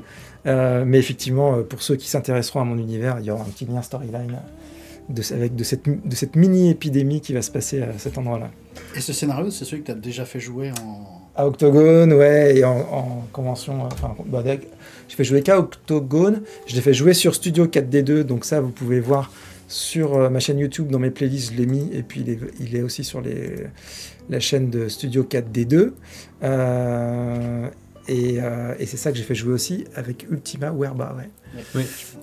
Donc, tout à fait. Voilà, il est là, Actual Play. Je sais pas si on le voit sur l'écran. Celui-là. Voilà, c'est celui qui est en 3 épisodes, là. Voilà. Ok. Et regardez. Une belle pub derrière les fourneaux. Ah, voilà. Le progrès, c'est nous. On y est là. Là, on y était dans l'univers. Ah, j'ai le même t-shirt. La thématique marche du feu de Dieu. Voilà. Ok, donc là, ça permet déjà de te faire un peu une idée de ce à quoi peut ressembler le zombie descent système. Voilà, même si du coup je l'ai amélioré depuis, parce que c'était encore du playtest, mais on envoie les bases. Et j'étais content parce que quand je leur ai fait jouer, tu vois, ils m'ont tous dit qu'ils avaient passé plutôt un bon moment, etc. Mais c'est normal, entre nous, c'est hyper sympa. Mais je savais pas trop si le système, ça leur avait plu. Et il y avait sur les 2-3 personnalités, il y en avait certains. J'avais envie que ça leur plaise. Et en fait, c'est que plus tard qu'ils m'ont dit qu'ils avaient bien aimé. Et pourquoi. Et ça m'a fait plaisir, ça m'a rassuré. Parce que ils me l'ont dit à Octogone. Jusqu'à Octogone, j'avais beaucoup de gens qui me faisaient plein de retours hyper intéressants sur tout ce qui allait pas, mais j'avais personne qui me disait genre ah ouais c'est hyper bien et tout, c'est hyper cool. Alors que moi tu vois, je pensais plutôt il y a plein de gens qui m'aiment bien, donc ils vont me dire qu'ils aiment bien parce que c'est cool, etc. Mais par contre, je vais pas avoir beaucoup de retours intéressants. C'est ce que je craignais. Et en fait, c'était l'inverse. Mais du coup, je flippais. Parce que du coup, j'étais là, merde. Il y a personne qui me dit que c'est bien, quoi. Donc, c'est chaud, quoi. Et en fait, ça a pris du temps, mais c'est parce qu'ils étaient concentrés sur autre chose. Pendant 2 ans, ils voulaient m'aider, quoi. Et depuis Octogone, heureusement, j'ai été un peu rassuré par les parties et les retours des gens. Donc, c'est cool. Et ce soir, tu auras l'occasion aussi de te faire un nouvel avis, parce que le système est pas encore... Enfin, le système est définitif, mais ce que je veux dire, c'est que les scénarios évoluent encore, tu es dans une phase... Eh ben, pas trop, là, parce que celui-là, je l'ai bien joué, donc celui-là, non. Les autres, je suis en train de les playtester encore. En gros, je m'aperçois quand même que, évidemment, on peut toujours améliorer. Hein. Plus on playteste, plus on améliore plein de petits détails sympas. Mais je dirais que le gros du truc... Moi, je fais une partie avec mes potes à Bourg-en-Bresse, une partie avec mes potes de Lyon. Et en gros, voilà, j'ai 95% qui est déjà fixé, tu le sais quoi. Qui est calé parce que les trucs qui marchent pas, en fait, à travers... après 2 parties, tu les vois, quoi. Puis, moi, je suis quelqu'un qui... ma chance et ma malchance, c'est que j'ai pas une bonne mémoire. Ce qui fait que je me prends pas trop les pieds dans... comment dire, je peux pas compenser par ce dont je me souviens.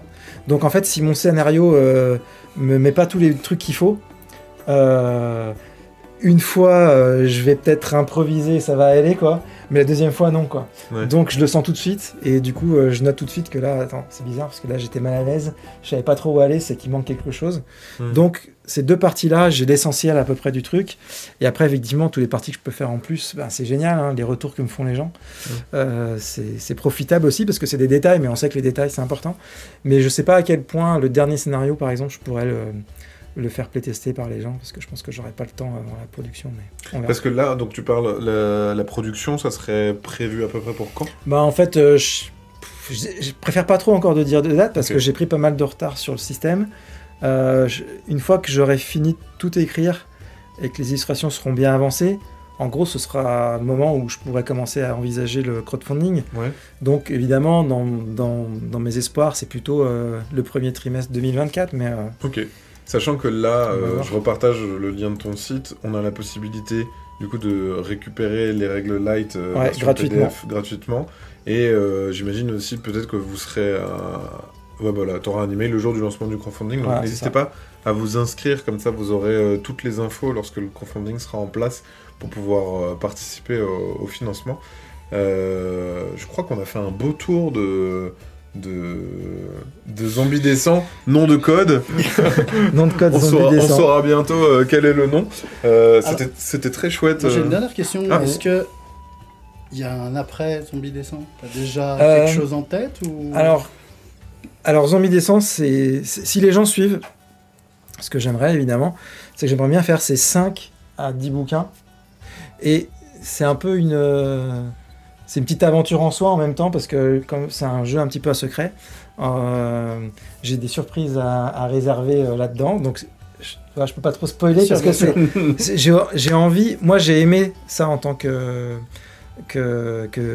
client, me faire emmener quelque part où je savais pas, dans un univers. Moi, c'était surtout Earthbound, mais il y avait plein d'autres univers, c'était comme ça, et j'aime beaucoup ça. Donc j'ai envie d'essayer de proposer ça aux gens qui vont suivre, donc faut surtout pas spoiler.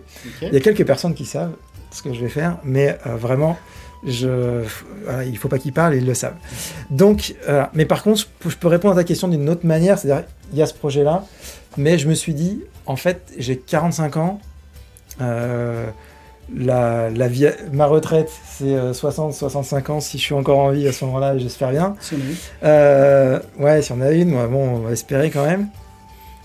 Je me dis, mais en fait, faire un jeu et le développer, parce qu'en fait, moi, j'ai pas juste envie de créer le système, quoi.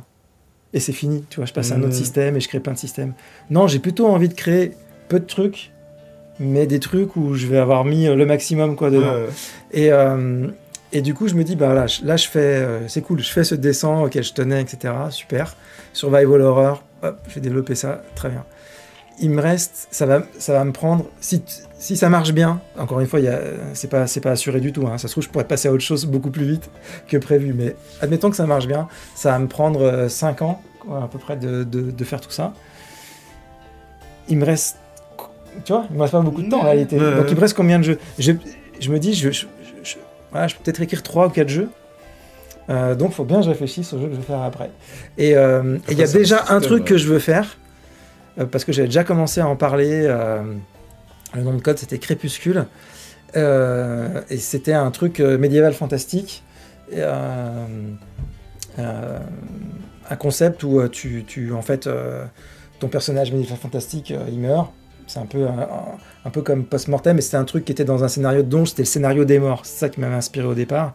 C'est-à-dire, t'as un MJ qui arrive qui dit bon, prenez vos persos morts, sortez vos trucs, et puis voilà, ça marchait très bien à l'époque. Ça marchait très bien à l'époque ADD où justement on tuait beaucoup les joueurs, machin. Mais ça arrive des fois, on a des campagnes où à la fin on finit la campagne, tout le monde est mort. Puis en fait, 10 ans après, on n'a plus du tout envie de continuer la campagne. De toute façon, c'était cool, tu vois. Mais 10 ans après, en fait. La campagne, c'était cool. Nos personnages, ils sont tous morts. Il n'y a pas Post-Mortem. Voilà. Donc il n'y a pas Post-Mortem. Donc c'est un peu ce concept-là. C'est-à-dire tu prends tes persos-là et en fait, leur âme va être transportée quelque part et il y aura tout un truc pour essayer de faire ressusciter ton personnage. Mais en réalité, au départ, c'était ça. Je voulais juste écrire un scénario. Mais en commençant à le développer, c'est devenu un univers... c'est vraiment un univers que j'ai envie de développer. Donc il y aura ça. Ça répond à ma question. Merci. Et le reste, je sais pas. Je me garde une cartouche dans un coin. Je me dis, si un jour j'ai la chance de pouvoir travailler sur une nouvelle version de Hearthstone, j'aimerais bien que ce soit possible. Mais ça, c'est vraiment... Petit appel du pied. C'est un petit rêve.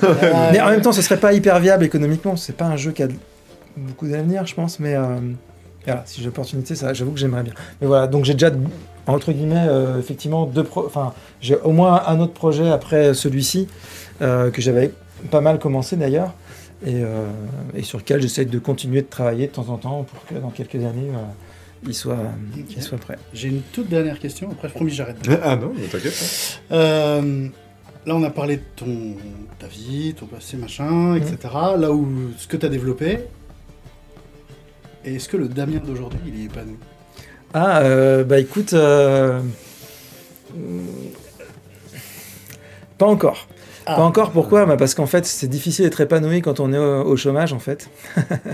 Et du coup, quand on ne sait pas de quoi son avenir va être fait financièrement, en réalité. Une fois que le jeu sera imprimé, que les gens commenceront à se l'approprier, et qu'il y aura une communauté et un engouement autour du jeu, et que tu pourras te dire, ok, je peux vivre de ça, là, tu auras une sérénité dessus, et tu seras... Ouais, disons que j'ai un peu de chômage, donc c'est bien, et surtout, les gens qui soutiennent sur Tipeee, ça m'a vraiment surpris, ils sont vraiment beaucoup plus nombreux que ce que je pensais, et du coup, ça m'aide beaucoup. Mais en réalité, ça permet pas de se dire, ça y est, je suis lancé, et c'est cool, et pendant toi, dans les 4-5, il n'y a pas de raison, dans les 4-5 années qui suivent, le truc ne marche pas. Enfin, moi, je l'ai vu à l'intérieur d'une société, quand on est dans une société et qu'un truc est lancé, ça dépend comment on gère, mais bon, en général, ça tombe, voilà, on est un milieu qu'on connaît, il n'y a pas de grands cataclysmes dans notre milieu en général, donc il n'y a pas de raison que... Mais, donc du coup, c'est ça qui me manque, je crois, aujourd'hui. C'est vraiment qu'à un moment, ce que je fais, ça marche suffisamment pour que je puisse continuer. Parce qu'en réalité, ça répond à ta question, je me suis rendu compte que ce que je faisais maintenant, là, en fait, j'aimerais bien que ça continue. C'est-à-dire, au départ, c'était vraiment prévu pour, allez, je me ressente sur moi, etc. Mais là, ça va bientôt faire, ça fait pas encore un an, mais bientôt. Après, ça va faire 1 an et demi, 2 ans, le temps de mon chômage, quoi. Et après, peut-être que, tu vois, j'aurais plus forcément envie de faire tout seul. Ouais.